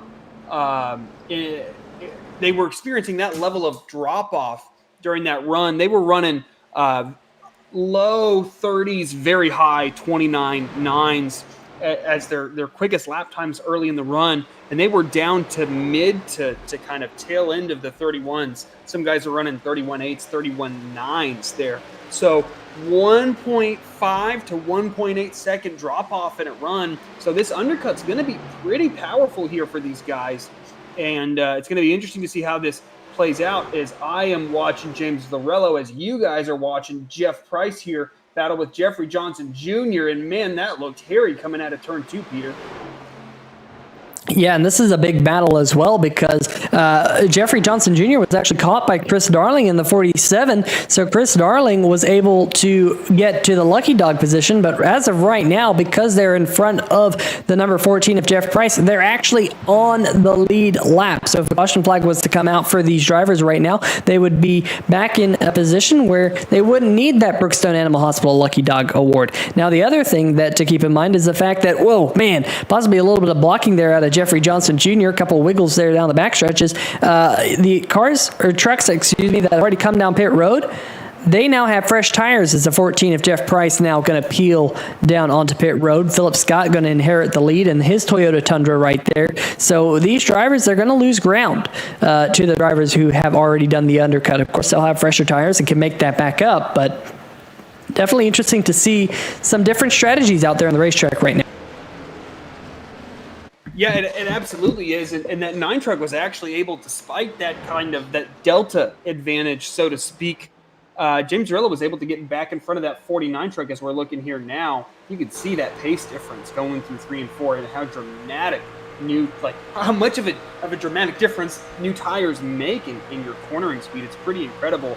So the 9 has quicker tires, or rather, should be quicker tires, but fresher tires than Mitchell Adams in that 49 truck. But we've seen early in these runs that 9 isn't nearly as quick as the guys around him, like Mitchell Adams. So we'll see what happened here. I'm seeing quite a bit of driver chat here, so I'm going to go back through the field and see if something happened. Man, Philip Scott headed down pit road right now in his truck. Now, he is basically the last of the true lead lap trucks to pit. We got a couple of drivers here, Chris Darling and Jeffrey Johnson Jr. They are hoping to see a caution. They would inherit the race lead if they don't get passed by James Lorello, but Lorello's going to dispatch them. And nonetheless, Chris Darling and Jeffrey Johnson Jr. are going to hit pit road. So that should pretty much cycle the field on through. There is Philip Scott. He's going to get 4 fresh Goodyear tires to get back out there on the racetrack. And you can see there on the left-hand side of your screen that James Lorello has cycled himself back up front over the 49 of Adams. And we'll bring up the lap since pit up there at the top of your screen. You can see Lorello pitted 1 lap after Mitchell Adams. Doug Miller, a couple laps after the number 9. Jeff Price, even a couple laps after the number 14. So keep an eye on those numbers up at the top of your screen, because that will tell you who has the freshest tires and who will be the fastest truck out there on the racetrack, as these leaders try to get past the number 10 machine of Monty Glover. He's currently being scored 2 laps down in his Ford F-150. And another thing to keep an eye on, Drew, is looking for any pit road speeding penalties. As of right now, I don't see any under this round of pit stops. Hopefully these drivers can keep it that way. Yeah, it's certainly one of those race killers, would be speeding either on entry. I mean, I think entry is quite frankly better because you don't have to drive back down pit road. But speeding on exit is absolutely brutal, as someone who has done it more than once. The time you can gain on pit road by being aggressive on entry and exit isn't nearly – it doesn't offset the potential penalty that you can get. I definitely believe in – and not peep-on around getting onto pit road, but definitely ensuring that you're well within the limits of your abilities to ensure that you get onto pit road in an effective and safe manner. But up front, yeah, I mean, so number one, I think we should talk about that the field has very, very much spread out. The front 2 guys, as you're seeing here, are right next to each other. Then you have about a second and a half, 1.6 seconds back to Matt Cherry and JT Poole. then another 3 seconds-ish to Robert Dudley, then another 2 seconds to Jeff Price, and then we just really see the field spread out. So it's really right now down to these two trucks and James Lorello and Mitchell Adams. And Mitchell's certainly not letting him get away, even though James Lorello, number one, better on tires. Number two, has a lap fresher tires.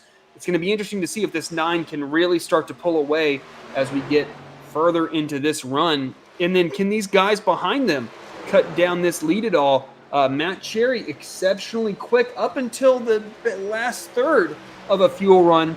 This last time by, he was about a tenth quicker, and then about a half a tenth that last time by. That's not enough to cut down that lead, that gap to the leaders in a substantial way. He's going to have to make that about a tenth and a half, 2 tenths a lap to get back up there.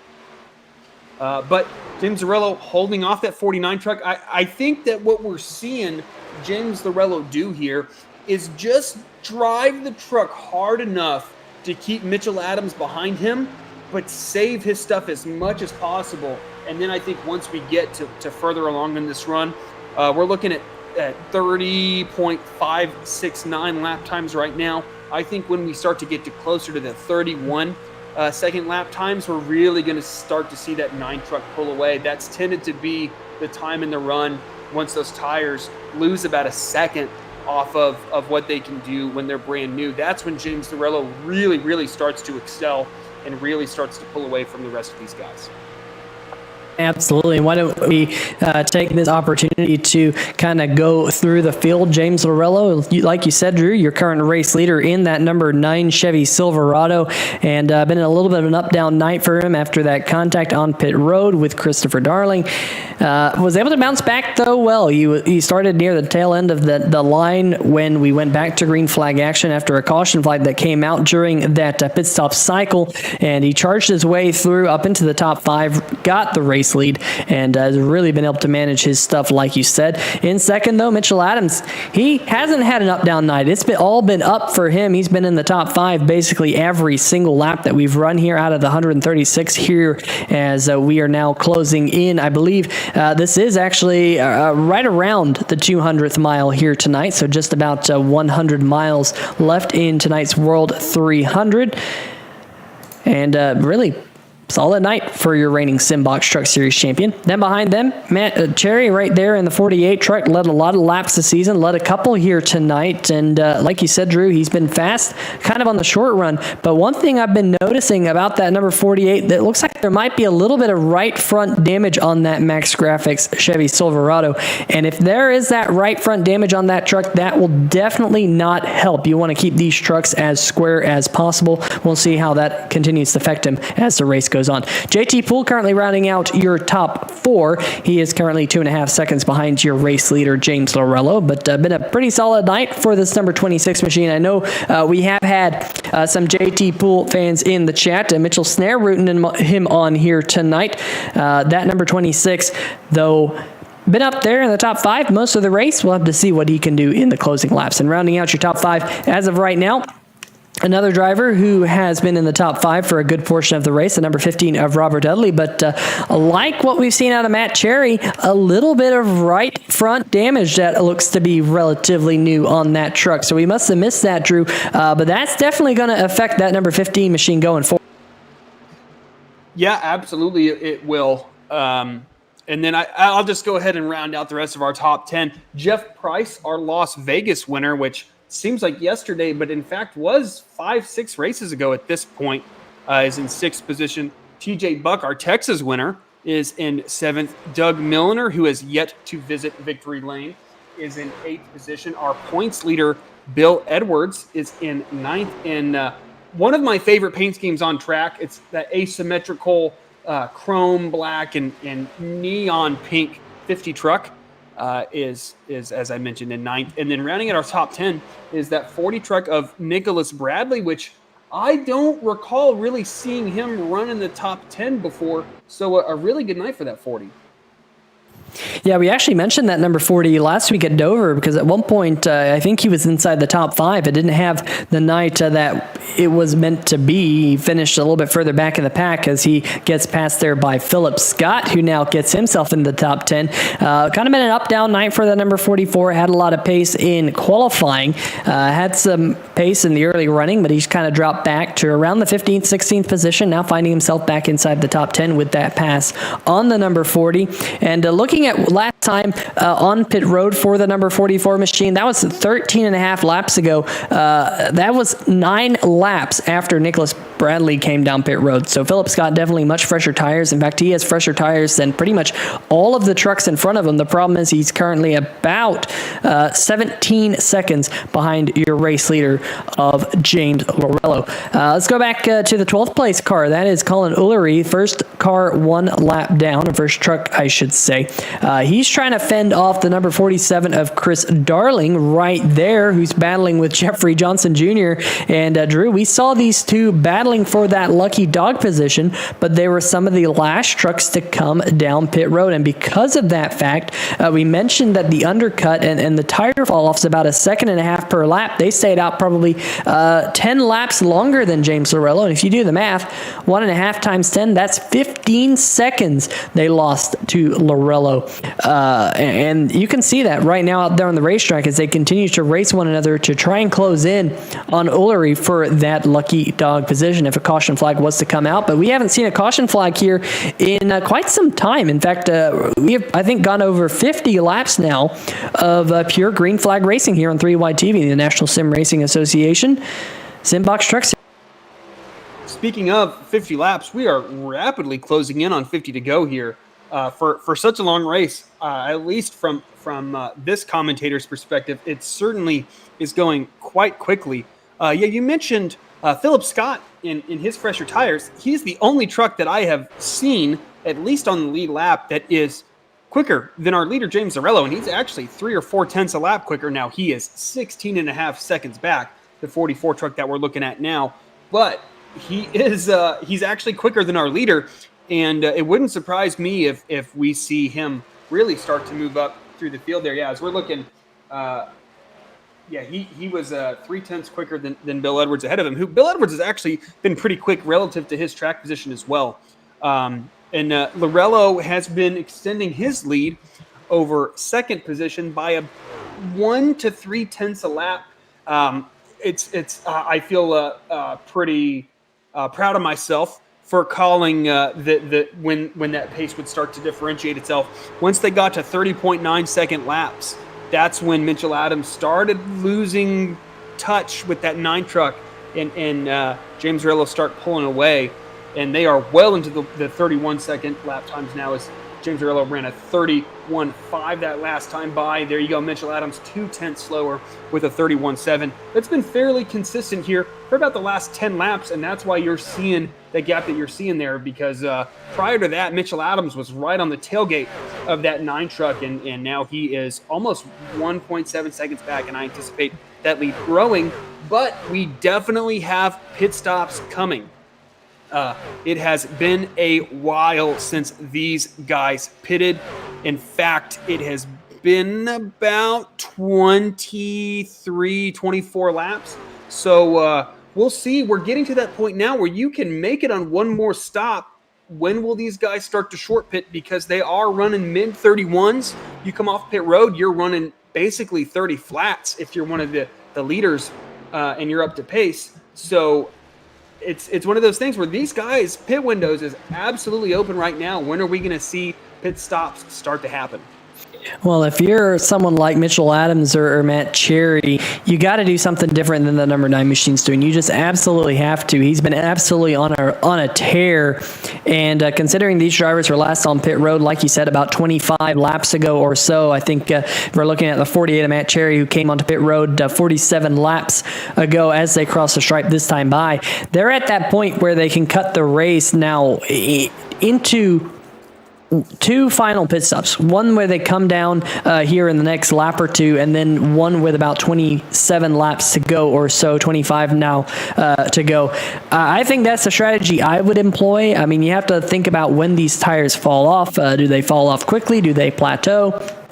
But from what I've continued to see is they continue to fall off throughout your 30-lap run. And I think if you can kind of get on pit road and split it down into 25-lap runs, you can get the most out of your tires. And Matt Cherry, he's listening to the commentator right now. He's going to come down and hit the pit box. Same thing with the number 49 of Mitchell Adams. He heard me as well. You got to do something other than Lorello. Now the big question is, when will Lorello head down pit road? He looks like he's put the number 40 down a lap. That's Nicholas Bradley. In fact, Bradley, I take that back because Bradley's actually already pitted in that truck. He was one of the early adopters on pit road under the last green flag pit stops, and that number 40 looks like he is going to be out there, and here comes Lorello. So he's going to try and cover the undercut put on by Mitchell Adams and Matt. He is. If I were James Lorello, I would actually stay out a few laps, just knowing my pace advantage to those other guys. We have seen cautions traditionally so far in this race have flown during pit stop cycles, and it's always one of those things that if you get burned by pitting early and then a caution coming out, it's definitely something that sticks with you, and it makes you mindful of that when it can happen to you again in the future, especially when there's these huge closing rates like there are here tonight between guys who have and have not pitted. That's when cautions tend to happen. It's not guys having problems coming on and off of pit road. It's the closing rate between guys who have fresh tires and guys that don't that can create huge problems. As now we are queuing up a replay here of that is the 33 truck, I believe, and he locks him up. And wow, that's a heck of a save. I thought for sure he was going to go around there on that replay. That is a great save by Jeffrey Johnson Jr. Yeah, we've seen that a couple times here tonight out of a couple of these trucks as we watch TJ Bucknell hit the pit road. That white line that he just went over, that's actually where the pit road speed begins. There's two yellow cones that designate where that begins. Now Doug Milliner in the number 6 is your new race leader. He is yet to come down pit road. Mitchell Adams, however, in the number 49, you see him right there. He actually got out in front of Lorello. It's about 1.4 seconds right now between the 49 and the number 9 here with now under 50 laps to go. Doug Milliner, however, in the number 6, he can still go a couple laps here before he absolutely has to come down pit road. It's going to be either this time or next time when we see that Indianapolis Colts Ford F-150 down to his pit crew, and you can see the pace difference right there, Drew, that number 6 on those old tires, he's running lap times last time by a 32.039. Compare that to Mitchell Adams, who ran a 29.928, 2 seconds slower than your race leaders, and he is going to come down to his pit crew this time. So that will cycle through to that man right there as your race leader, and undercut worked for him this time. Mitchell Adams, your new race leader. That 49 truck must have nailed his pit entry and pit exit, because there was a 2-second gap between James Lorello and Mitchell Adams and only a 1 lap difference. So they should have been even coming out of pit road, really, if the deltas were to hold up. So either the 9 maybe been a little too conservative, or that 49 truck just nailed it. But James Lorello's got work to do, though, with the speed that we have seen that 9 truck have. I definitely don't put it beyond his capabilities of running down this 49 truck. But we've seen that it's not going to happen in 5 or 10 laps. It's going to be towards the tail end of this, and we are definitely going to have shorter runs to the end than we have seen the traditional green flag run be tonight. So that advantage is going to be lessened, because I think we're going to see 7, 8, 9 laps cut off of these long green runs, which we have traditionally seen 32, 33 lap runs tonight. And I think we're going to be looking right around 25 lap runs here till the end. And so that 9's probably going to have to push a little bit harder, a little bit early, and we'll see how that affects that 9 truck. Yeah, he's already closed it down now to 1 second. So, and remember, Mitchell Adams, he pitted 1 lap prior to Lorello. So, same thing we saw under that last green flag run, Drew, that Lorello in the number 9 had a lap fresher tires, wasn't super fast early on, but then was able to pull away. But now roles are reversed a little bit because the 49 of Adams, he has fresh air. He has a lot of downforce on the nose of that Chevy Silverado. And Lorello's going to be stuck in that dirty air right there. If you go on board with him, you can kind of see in front of him, there is the number 49 of Adams. As he gets closer, folks, to the back of that truck, he will start to experience that what we call dirty air, that or aero wash, whatever you want to call it. And that's due to the wake off the back of the number 49. All that turbulent air that definitely just doesn't have the quantity of air. We talk about the draft, and the reason we talk about the draft on racetracks is the fact that the car in front punches a hole in the air, which causes an area of lower pressure. Now, the one thing you want when you want downforce is you want a lot of pressure on the nose. You want the pressure to push down on the nose. And on a super speedway like Daytona, you don't want high pressure on yours. You want low pressure. You want as much draft as possible to reduce your amount of drag. But on a track like this where you're not quite flat out, but you're using a lot of the throttle and using that downforce to his advantage, you don't want to be close up behind a truck. So Lorello now, he's going to have to do catch-up mode and overcome the aero push, the aero wash, the dirty air, whatever you want to call it, in this number 9 machine. And last time by, you can kind of see that Lorello actually lost just a couple hundredths to Mitchell Adams that last lap. So perhaps he's getting into that point, Drew, where he's starting to experience some dirty air on this number 9 truck.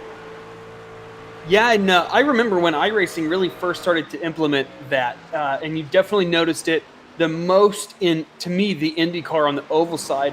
Prior to them implementing the aero wash stuff, you could run right behind the guy, and then basically the next patch, you would completely lose the nose of the that Dallara IndyCar and just usually obliterate the outside wall. But it definitely does have an effect here on the stock cars, especially as NASCAR has cut the horsepower out of both the Cup cars and the trucks, and then obviously that has been reflected within the iRacing simulation itself. And so it absolutely plays an effect here. I think in the trucks more so it tends to keep the packs together, but absolutely on more worn tires, you can really start to really lose the front end as you lose that downforce on the front end as you close into that truck in front. But JT Poole's not having that problem right now, as he is right on the bumper of Matt Cherry, trying to take that last step of the podium away from that 48 truck. Yeah, that number 26 machine has been fast all night long, closed right in on Matt Cherry. And you have to remember that these two were locked in a battle before that last pit sequence. And JT Poole actually has 1 lap fresher tires than Matt Cherry. Cherry pitted 13 and a half laps ago. Poole just 12 and a half laps ago. As now the 26 going to dive to the inside. This is a side-by-side battle for third. Just 36 laps to go this time by for these two. So lap count winding down. And Drew, if this was a standard 250-mile race here in the Simbox Truck Series like we've seen a couple times this season, the checkered flag would be basically waving. These drivers now have that extra 50 miles to determine who's going to walk away with tonight's World 300 race win. Of course, our great sponsor over there at Dirty Gloves Landscaping out of Somerville, South Carolina. Great sponsor here tonight, so a big thanks to them. But these two, 50 miles left to decide who's going to step on the podium, and I got to say, JT Poole looking very, very fast. I absolutely agree. I think we've seen that 26 truck be a little bit quicker over the long run. It's gonna depend how this last 50 miles plays out for them. Meanwhile, up front, that 1 second lead is now half a second. James Lorello really cut into the lead. 3 wide here. That is sketchy with the lap truck. But James Lorello right on the tailgate now, and it's not a half a second, it's 1.3 seconds as James Lorello really, you see that really late apex carrying a ton of exit speed. Where is he going to take that truck to the inside of the 49 of Mitchell Adams? Is he going to be able to hold that truck down through 3 and 4? As you mentioned, Peter, a little bit early in the broadcast, it's a little bit tighter through 3 and 4. The exit opens up a little bit, but that 49 truck able to carry some good momentum out of the corner. He certainly will lead lap 167 coming to 168, but the 9 truck still to his inside. If that outside lane has been far more competitive tonight than I certainly expected, as that 9 truck really drifted high on exit, but still managed to keep that foot in the throttle and carry that momentum. And this is what we've seen from that 9 truck, really easing it into the corner. And I think you're going to see some good momentum out of that 9 coming out of turn 4. Dead heat in both track position and momentum. And in fact, James Lorello will lead that lap by 0.003 seconds. Their type of racing we have come to know and expect from the Simbox Truck Series. As there he goes, he clears Mitchell Adams out of turn 2. He takes the lead very forcefully as he throws that truck right in front of the 49 and will clear him and assumes this race lead here with only 41 laps left here. 41 laps left.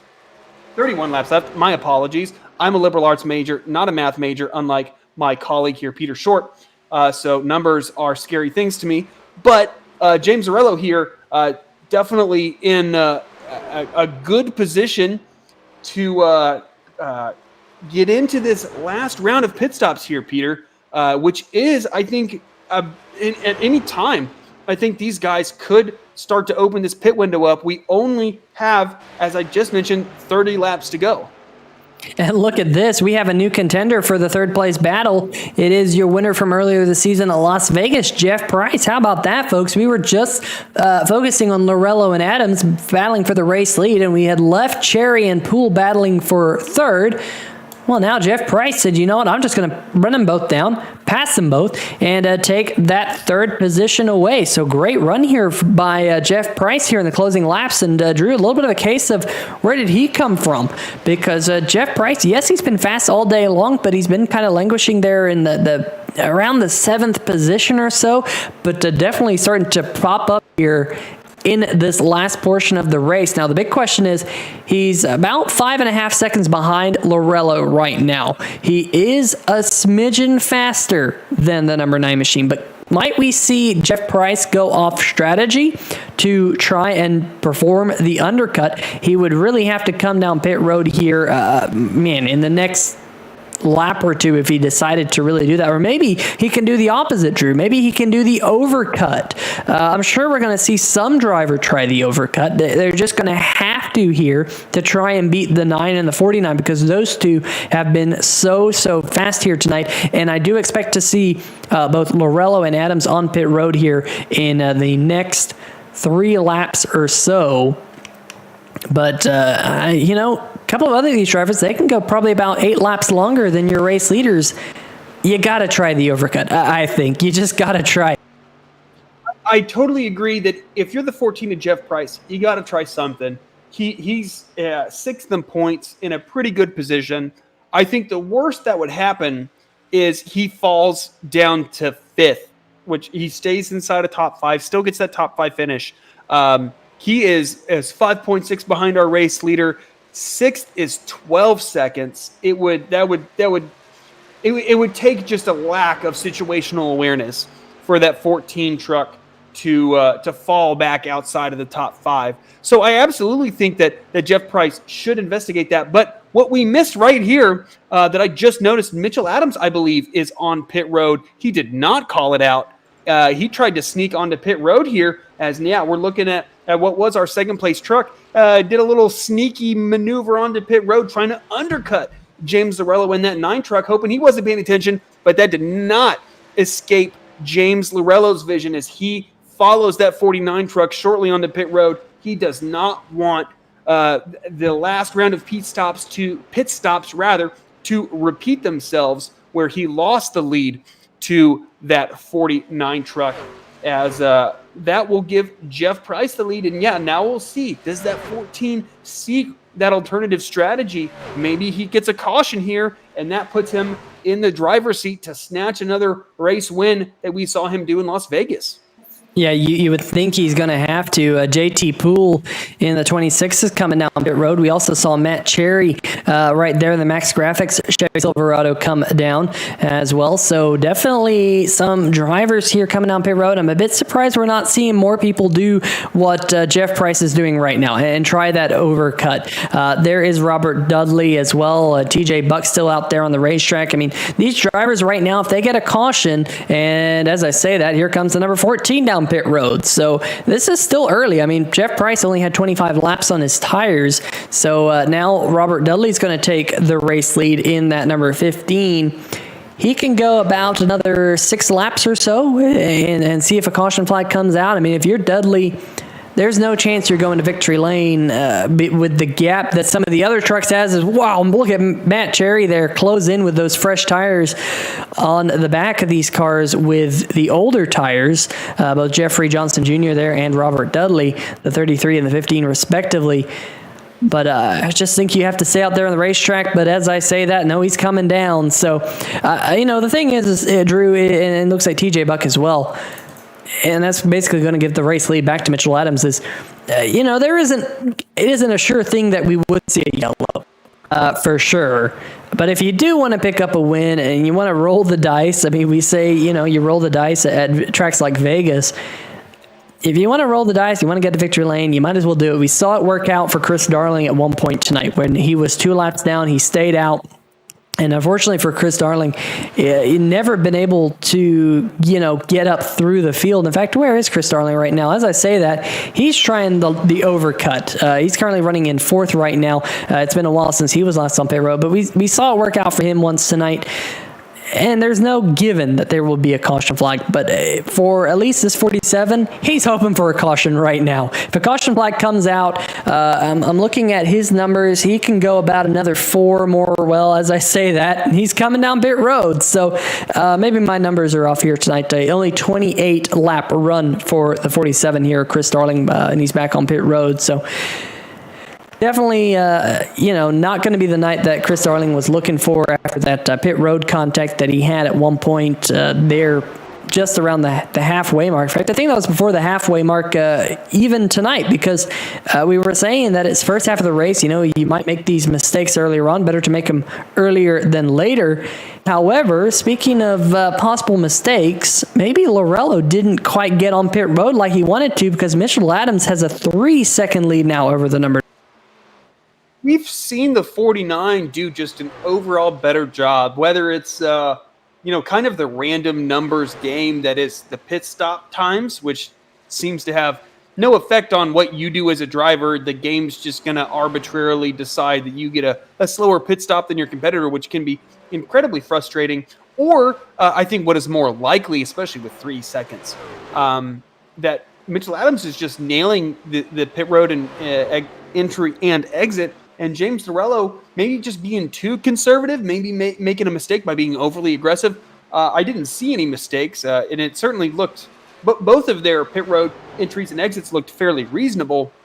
But yeah, Mitchell Adams is absolutely nailing these pit stops. We saw it on the last cycle, and it was only, 1.8 seconds, I want to say, after that last pit stop. And James Lorello was just able to grab that lead right before those pit stops happened, and he had a lot less time to make up. I got to say, this is a tall order for James Lorello to be able to run down our race leader and reclaim that lead.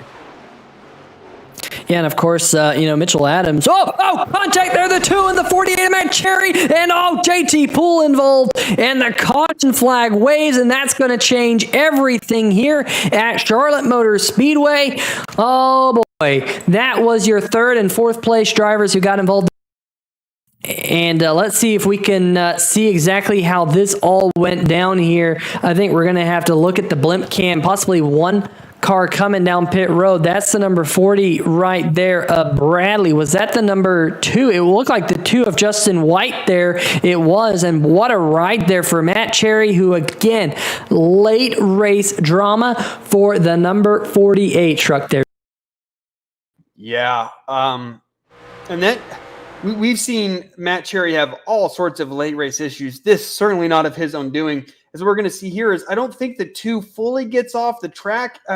the 40 should have seen that, in my opinion. The 40 should have seen the two coming onto pit road and avoided him. And then, unfortunately, the 48 and the 26 truck really just are victims of the circumstances that are unfolding around them. And the 48 absolutely got the worst end of that deal, but the 26 has a ton of damage as well.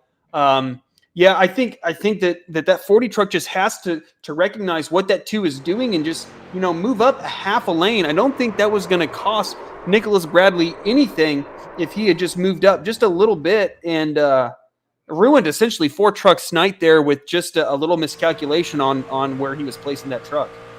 Here we go on board with the number 40 of Nicholas Bradley, and watch how tight this is. The number 2, I don't know if he's calling out, trying to get down to pit road, but he's right down there and kind of straddling that blue line, and really, Bradley gets away pretty much scot-free there. You can see a little bit of left front damage before everything goes down behind him, and we got to see, there's Poole right there in the Simbox F-150. What a strong night it's been for him, as he now is in his pit box. You see him right there. In fact, everyone coming down for their final pit stops. And look at Mitchell Adams. He's going to win that race off pit road over the number 9 of Lorello. Philip Scott going to be the 3rd truck off pit road. How about that, folks? Jeff Price following him as the 44 lights him up coming out of pit lane. And what about your points leader coming into tonight? Bill Edwards there. He's going to be the 5th truck off pit road, beating out TJ Buck, Doug Milliner, Joshua Sobel, and JT Poole. And Drew, I'm just gonna go back a little bit and think about the overcut strategy just a little bit. A lot of drivers were on pit road with about 50 laps to go. Some of them just under 50 laps to go. As you see, JT Poole continue to sit into his pit stop. We've mentioned tonight about 32 laps of fuel. That caution flag coming out right around lap number, with about 18 laps to go or so, 17 laps to go. Some of those drivers, they should have just tried to stretch it out, and they might have caught that caution at just the right time. None of them did. None of them tried that strategy. And, gotta say, definitely was a missed opportunity, I think, for some drivers out there. But nonetheless, we're going to have to re-rack the field and reset things up between Mitchell Adams and James Lorello. There you see him, the 49 and the 9, a couple of trucks in front of them. They're going to take the wave around to get back on the lead lap. So definitely, cautions breed cautions at this point of the race. I agree. And to your note, that lap 50 stop, 150 stop was also early. So those guys probably could have stretched that to lap 160, which is 40 to go. Now, granted, you cannot do 40 laps with these trucks, but you could have stretched it to at least close to 160, which would absolutely put this caution, which happened at lap 183, 184, within your pit window, and you probably would have trapped the field a lap down. If not, you would have put yourself in a position to where they would have had to do the wave around, right? Or worst case, Mitchell Adams, James Lorello are the two guys, and you come out third, or you come out ahead of them because they need to pit as well. So, yeah, I agree. I always try to find the contrarian strategy just because I typically am not the fastest guy out there, so I got to do something to try to grab a victory in some of these races. So, yeah, I would have tried an alternative strategy, but I also understand that these guys value finishing in the top 5, value a podium finish. And so I understand that as well, but I'm certainly tend to be a guy that wants to try to do anything I can to maybe grab a win. I remember back in the day in a NASCAR 2003 race. That's how long ago this was. I don't recall the league, but I actually beat one Chris Darling by staying out at Martinsville and getting a yellow, and then we had a little battle, and I ended up coming out victorious, which would not have happened had I not stayed out and done the overcut. So I have experienced that it in fact can work, and it would have made this race certainly interesting to see that happen. But I think this caution, regardless, makes this interesting because we've essentially reset the top 10, or at least the top 9, right? Like that lead that Mitchell Adams and, quite frankly, James Lorello had, at least on the rest of that field, is gone. And so Jeff Price, the 44 of Philip Scott, Bill Edwards, our points leader, they're right there. If anything, were to happen to these leaders, then we got a whole new race on our hands. We quickly saw the number 30 of Joshua Sobel there, Drew. And I know we got Joshua Sobel fans. Joshua Sobel, he was one of the drivers who did that strategy. He's in the chat. He's saying strat paid off. Let's go. He's in 7th, and he's had a rough night. He's been caught a lap down. He decided to play that long game. He got a lucky caution. He's back in 7th. My, oh my, what a great race this could be for Joshua Sobel here tonight. Is a green flag going to wave once again. A little bit of a wiggle out of that outside line. James Lorello unable to get that number 9 machine hooked up, and he comes under fire from the number 44 of Philip Scott. Here comes Philip Scott to the inside of Lorello as they dive off into turn number 1. And Drew, one thing we haven't seen here tonight out of that number 9 machine is short run pace, as here comes Philip Scott. Remember, he had a lot of short run pace in the early going as they head down the backstretch, almost 3 wide. Jeff Price going to give a nudge to that number 44 as they head down the backstretch. This is good racing here with just 12 laps to go. Oh, they really wash up through 3 and 4. Both the 44. Oh, the 14 as the 44 gets really loose into the outside wall. That's going to give that second position to the 14 of Jeff Price. Wow. That 44 is not going to be healthy after that contact. That was a really iffy moment up front, but that gives Mitchell Adams a substantial lead, half a second here. Will the draft come into effect? Can this 14 truck, the 9 truck, the 50 truck, all nose to tail, can they close in on the 49 of Mitchell Adams as that contact resulted in things kind of cleaning up here towards the front? And basically the top 7, 8 guys are a single file here trying to run down this 49 truck. Leading the 2nd through 8th place trucks is that 14 of Jeff Price, our Las Vegas winner. A little bit quicker that last time by than Mitchell Adams, though not enough. Only about 0.03 of a second. That's going to have to be quite a bit more, but he is strongly in that draft. And one thing we're not seeing is that 9 truck make any type of tangible impact on that difference between he and the leader. In fact, he's one of the slowest of our top 5, running over a 1/10 slower than our leader and 2/10 slower than the guys in front of him. Is Bill Edwards, our points leader, right on the tailgate of that 9 truck, and he has really kind of backed the rest of the field into competing for this last podium step there, Peter. 8 more laps to go. Jeff Price has caught Mitchell Adams up at the front. Some fantastic battles here for the final top 5 positions here tonight. And watch this, folks. Watch this battle right there. 6 trucks pretty much all the way back to 8th, and then a couple of trucks a little bit further back. But boy, oh boy, this could be one stellar finish. We've seen a couple here this season in the Simbox Truck Series here in the National Sim Racing Association. These drivers really know how to put on a show. Jeff Price, winner already on 1.5 miles this season. Same thing with Mitchell Adams. Adams won 2 weeks ago at Kansas. The 14 of Jeff Price won a couple of weeks back at Las Vegas. They know how to get the job done here on these intermediates, and they're showing it again here tonight as Lorello, 3 wins to his name. So we have 5 wins here, Drew, out of the first 8 or 9 races in the Simbox Truck Series, already up at the top of the field, and your points leader also included in the top 5. Edwards, TJ Buck, he won at Texas Motor Speedway. So a lot of wins here in the top 5, but who's going to walk away with a checkered flag? Just 6 laps to go. Yeah, an impressive performance late here by Jeff Price, in my opinion. As you mentioned, steady top 10 all day, but we have not seen anything like the pace that this 14 truck is showing right now.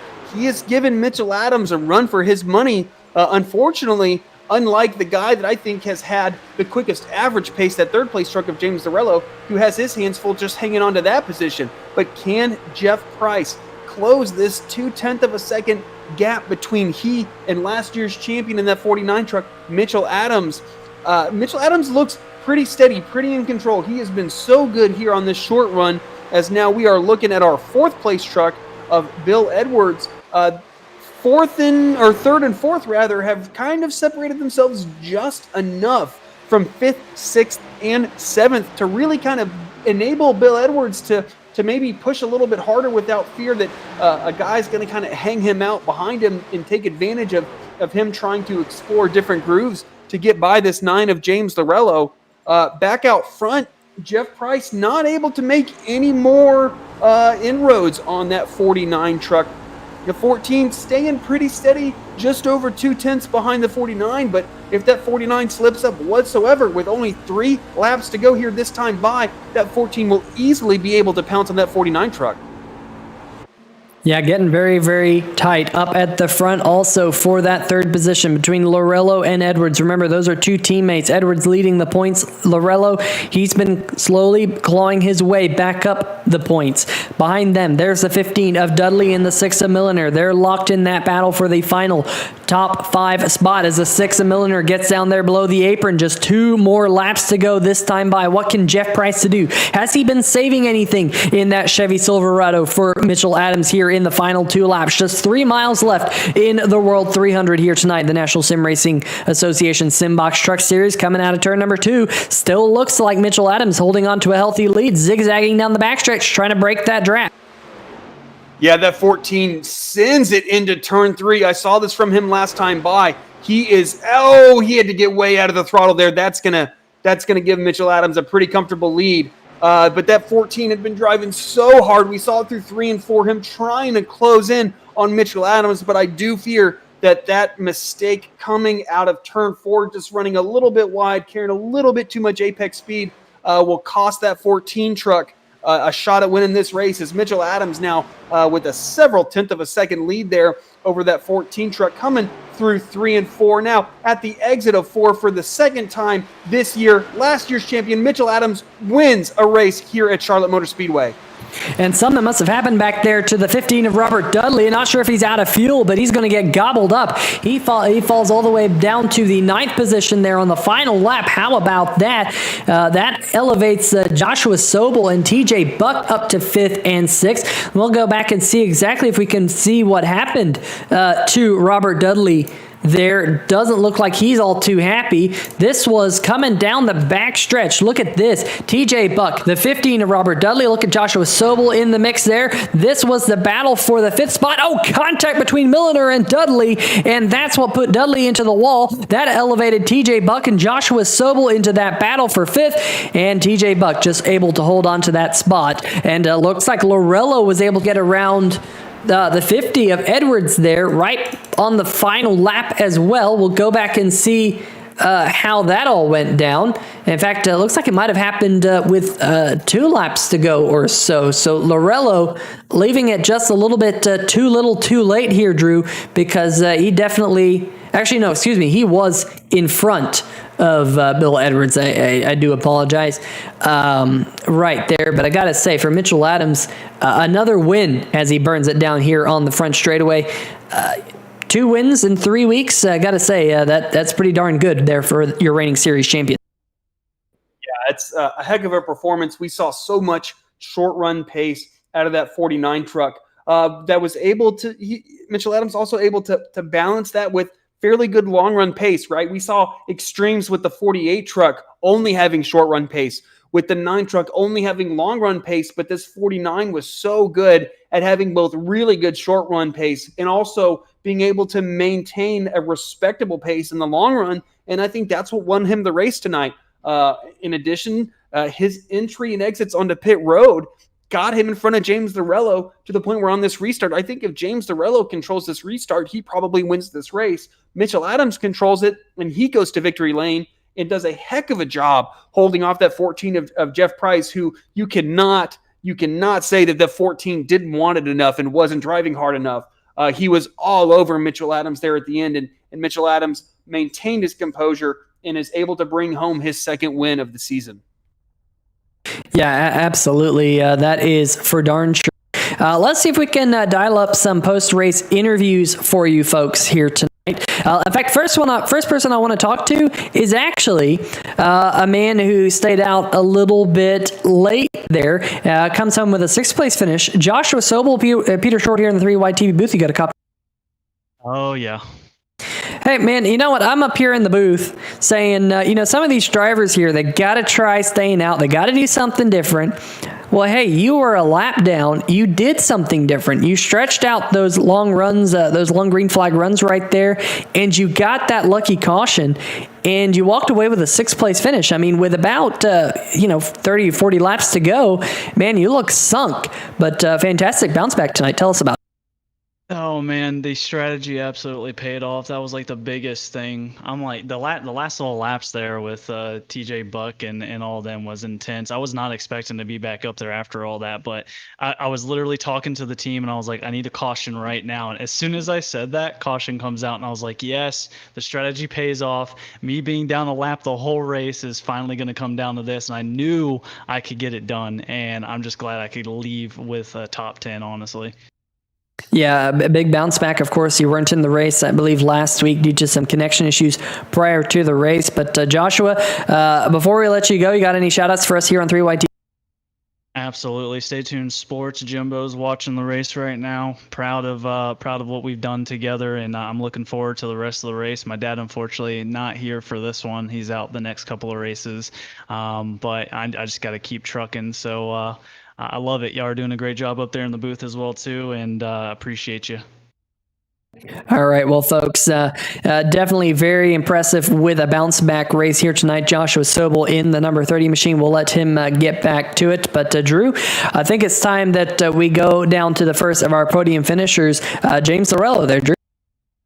Absolutely. James Lorello, a third place finish tonight. We saw you so quick in those long runs. Ultimately come home just a little short there on pace, but still get that podium finish. Can you give us a little rundown of your night? Yeah, no, it's disappointing to finish third there. Well, it was a great run with Mitchell and Jeff. Fun racing. I had a great long run car. Was hoping that we could get a long run, and we got a few in the middle. And Mitchell had some good pit strategy, and I was going to have to run him down, but thought I might have a chance at him. And then that caution came out, and I just didn't have a good enough restart. Car with two tires kind of wrecked there, and I was lucky enough to avoid it, but wasn't enough for me to make up a second within those 8 laps or so. So it was a good run overall, but I thought I had a car to really battle with Mitchell and go side by side on those last couple laps. Yeah, I mean, we certainly noticed that pace that you described. Unlike a lot of other drivers, we really saw you kind of easing that truck into the corner and getting a huge run out. What do you think made the difference between you being able to both make that work and saving your tires versus other guys who definitely weren't able to do that? Yeah, I really felt like, both Bill and I think we had the same plan there. And the whole race, there were just guys that were really felt like they were burning their stuff off. I think, especially in these trucks, the goal is to really get a run off the corner. And the earlier I got out of the gas, the better. And it was about 12 laps into the run that I could start to pass people, and I could even pass people on the outside by getting out of the gas that early. So I think that was really the key. It helps you save the tires because you're not scrubbing them off to slow speed down in the corner. You're slowing it down before you even scrub the tire off. Yeah, absolutely. I totally agree with that. And I think one of the big difference makers that we saw tonight between kind of Mitchell Adams being able to just, quite frankly, restart that race in the lead versus you who kind of fell back a little bit was just the difference in delta times for pit stops. It seemed like Mitchell Adams was just able just a little bit, I mean, not a little bit, quite frankly, especially on that last stop, but was just able to get on and off a pit road quicker than you. Do you think that you were a little too conservative, or was Mitchell Adams just assuming like kind of that maximum amount of risk and was just able to feel comfortable taking the risk that you weren't comfortable taking? Yeah, I know. I think I just was way too conservative going into pit road. I could have went in way harder. The first pit stop, I got ran over a little bit. Me and Darling got into it on pit road, and then from then on out, I wasn't really taking it hard enough on pit road. So I wish I would have taken it harder because he really was gapping me. Because one, he was pitting early, and then two, he was just beating me on pit road. He did a fantastic job. Yeah, I think that is definitely one of the difference makers. But I know that you're definitely not satisfied with third, but this will certainly be great for you in points. If you're not the points leader, you'll be darn close to it following this performance tonight. And I'm sure that we will talk to you again before the next few races are over, for that matter. So you might not be satisfied with third, but I think that you put on a heck of a performance tonight. Before we let you go, is there anybody that you'd like to give a shout out to? Yeah, for sure. Thanks you guys for the broadcast. Always fun to watch. And thanks to Simbox for sponsoring the series, Brookstone Animal Hospital, Sim Racing Shirts, and Lynchburg T-shirt Company. And thanks to Bill and Fatal Concepts. He does all my paints, and he's really good. And my S2R teammates, we had a good run again, third and fourth. I think Bill will probably hang on to the points lead, but that was great racing with Mitchell and everybody. And I hope we can bring it back to Indy next week. Do the same thing. Absolutely, James. Thank you for talking with us tonight, and congratulations on your third place finish. All right. Well, I have made my way down to tonight's runner-up, the number 14 of Jeff Price. And Jeff, you made a pretty darn good effort right there at the end of the race. I know at one point Drew and I were saying here tonight a little bit of where did he come from? Because it seemed like you really paced yourself here tonight. You really made that late charge up towards the front, where you were aided there by that caution flag coming out late, but we'd been noticing a lot of pace out of that number 14 truck there in the final 50 laps. Talk us through your night. Absolutely. Like me here, I'm not fast in the beginning of runs period, so me staying up with Mitchell there was amazing in its own self, like its own right. But like anything after 15 laps is when I really come on. I start clicking off the laps, and after that second to last restart, it was pretty much me racing for third. Like the lap cars, a lot of them was really respectful, but some of them really wasn't, and it made it really hard. And after that point, I was pretty mad, so I drove a little bit faster, burnt the tires off a little bit more. But that's kind of my style. I don't really get up in these races trying to lead every lap. My main goal every week is just to be there at the end to try to race for the win. And I'm not a fan of this track whatsoever. I just don't like it. I like mile and a half, but just not this one. It just has never fit my style. I like to be able to, like, if I do make a mistake, you got other tracks, you got plenty of room to correct that mistake. Here, you have to be on point the entire night, and hands down to a lot of these guys, because everybody's being extremely respectful on the radio today. Like I know we had that one caution there at the end with the going on the pit road, but other than that, normally we're the league that everybody's hitting somebody going to pit road, and like I just want to really sucks for Matt Cherry there. He was really fast. I was racing him going to be racing them for third throughout the rest of the race. So it was just a lot of fun. I'm really happy to get the Back Channel Productions Chevy back up front. First non-DNF I've had in 3 weeks, so I'm happy. Yeah, definitely a great run for you tonight and the number 14 machine. But hey, next time that we see you guys out in the racetrack is next Friday night, 250 miles around the Indianapolis Motor Speedway, the Brickyard. What are your thoughts about the Brickyard? I have a love-hate relationship with that track.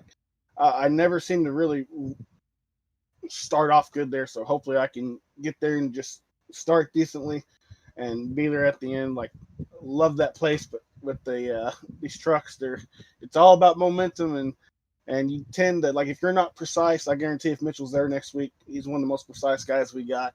And if you can nail those corners every single time, you're spot on. But I'm gonna do the best I can and just hang on and have fun. That's my main goal. All right. Well, Jeff, I know before we let you go, I know you got some shout outs for us here on 3Y TV, so let's hear them. Absolutely. First and foremost, my beautiful wife, always supporting me, letting me do this stuff. If some wives out there, they get kind of fussy. Mine, she wants to see me sometimes, but she knows certain nights is racing, and she's really into it, and she lets me know. It sucks she has to get up so early for work, but or she'd be here watching tonight. But other than that, Andrew Beach for painting this beautiful truck here. Hopefully next week we're going to be having a different scheme rolling out. Back Channel Productions on YouTube, monster truck, stuff like that. Y'all for broadcasting for us, and Simbox for putting us out here to have fun and put on a show for you guys. Absolutely. Definitely a strong run for you here tonight, Jeff. Good luck next week at Indianapolis, and we'll see you there. Absolutely. We'll try to back it up next week with the win. All right, well, folks, that is tonight's second place finisher, and I believe that Drew Eisenman has gotten himself down to victory lane, where the reigning series champion, Mr. Mitchell Adams, has found himself with a packet of champagne. Mitchell Adams, Drew Eisenman in the 3Y TV booth. You got a copy? Yes, I do. Well, congratulations, Mitchell. We saw exceptional pace from you tonight, especially short of that full fuel run, that short to intermediate run. You were so quick, able to do an incredible job getting on and off pit road, which led you to kind of get that advantage over James Lorello late in the race. Can you just kind of give us a quick rundown from your perspective as to how this race unfolded?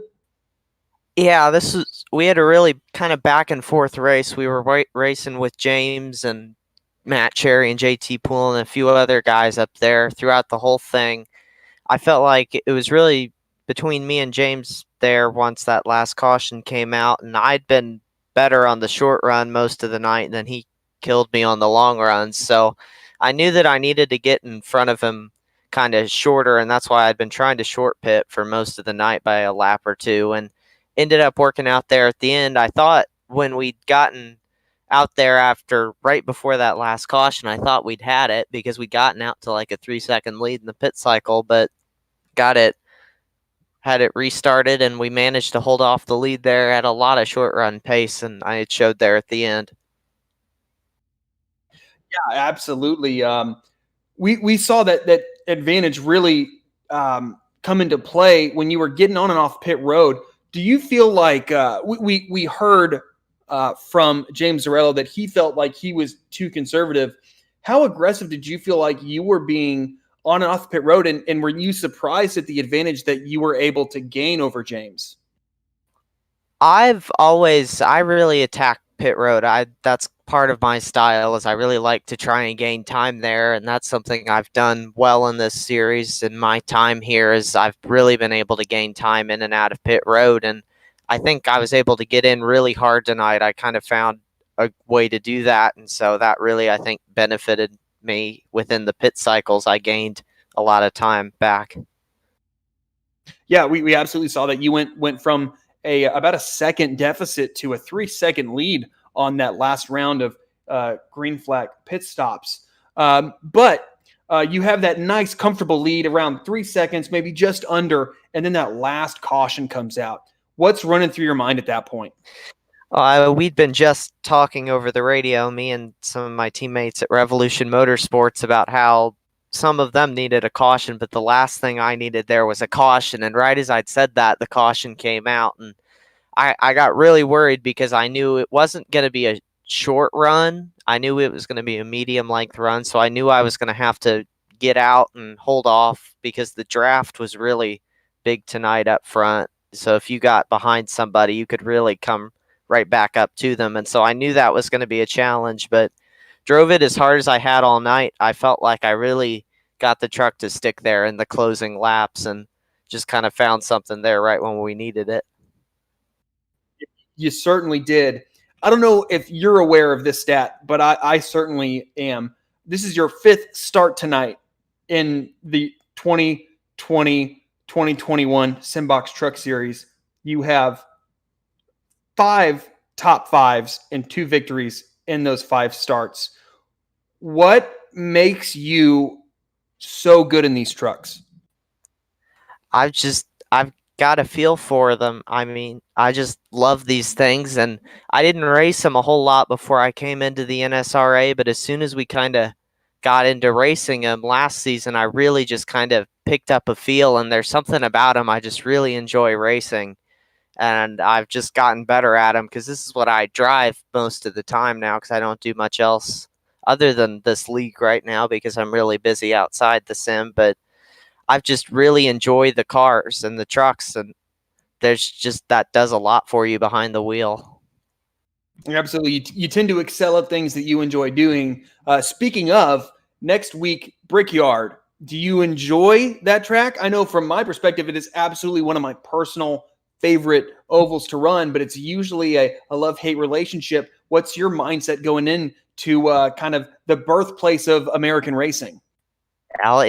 Indianapolis, that's my home track, so I've got to love it. But yeah, that's another track I really just like the way you get around that place and kind of how you have to draft around there. It's another track that kind of suits my style, so I definitely looking forward to Indy next week and think this 49 truck will be a factor up at the front. I know we certainly expect to see you there, Mitchell. A heck of a race tonight. Congratulations on your second place finish. Is there anybody that you would like to give a shout out to before we let you go? Just thank you to you guys for doing the broadcast. They always look really good. The NSRA for putting on the league, Simbox, Indy Autosport, the Gazebo Girls, Mom, Dad, anybody else that's watching and cheering on this truck, and all the people who are watching the race tonight. Thank you all. Well, thank you, Mitchell. And again, congratulations on your victory. All right. Well, Drew, definitely a fantastic race for the reigning Simbox Truck Series champion, Mitchell Adams, here tonight. But definitely a fantastic race. And before we go to the final race results, we got to highlight tonight's biggest mover of the race award, brought to you by Taz Racing Customs. Make sure you check them out for all of your custom diecast needs, whether it's a custom real-life diecast or a custom iRacing car that you decide to put on a diecast. Go hit them up. And that winner here tonight is the number 33 machine, driven by Jeffrey Johnson Jr., gained 18 positions from where he started here tonight. So fantastic job for Jeffrey Johnson Jr. And we mentioned, Drew, that he's one of those drivers who finds himself close to the front as possible late in the race. That's just how it tends to happen. But let's go through the final race results. And Drew, why don't you? Yeah, Mitchell Adams, our race winner tonight for the second time this season, last year's champion as well. Jeff Price will bring it home P2. James Lorello, P3, just coming up short. So much pace. We heard how disappointed he was to not bring home the victory tonight. Bill Edwards, our points leader coming into tonight, will finish fourth. TJ Buck, our winner at Texas, in P5. Joshua Sobel, we heard that he needed that caution, got it, and he will bring home that sixth position. Doug Milner, involved in that last lap scuffle, will bring it home P7. Chris Darling, I did not notice this. Holy cow. Chris Darling will bring home a top 10 after battling all night to get back on the lead lap. He will bring it home in eighth position. Robert Dudley, on the kind of receiving end of that last lap scuffle, will be kind of demoted in essence to ninth. And then Philip Scott, his second start this season, will bring it home in a top 10 in 10th position. Yeah, absolutely. Great results out of some of those drivers to get their way back up into the top 10. Jeffrey Johnson Jr., we mentioned he was the Taz Racing Customs biggest mover of the race award there in 11th. Colin Ullery, he was flirting with the top 10 pretty much all night long, staying around 11th, 12th. That's about where he was every time we checked in with him. Comes home with 12th. Nicholas Bradley in the 40, the last truck on the lead laps, comes home in 13th. He was involved in that late race caution there. Jordan Shepler in the number 13. He was involved in an accident under caution at one point here tonight. Finishes 14th. First truck one lap down. Joey Doucette finishing in 15th. Michael Mooney in 16th. Matt Vander Kooi in the number 60, who had an eventful night, finishing 17th, 2 laps down.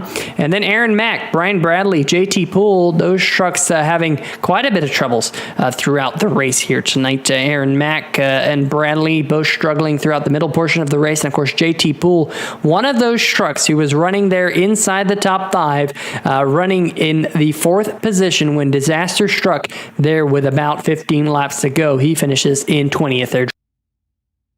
In 21st, we start to get to the guys that had unfortunate things happen as our 20th place finisher, JT Poole. The 48 of Matt Cherry had quite a bit of pace tonight, was vying for that top 3 position, will finish 21st. Justin White, the driver going on to pit road, that was kind of the instigator of that caution that took out the 48 and the 26, will bring it home in 22nd. Chip Hansen in the 87 truck will bring it home 23rd. Stan Hausman, we saw have that incident on the front stretch, will bring it home 24th. The 10 of Monty Glover will come home 25th.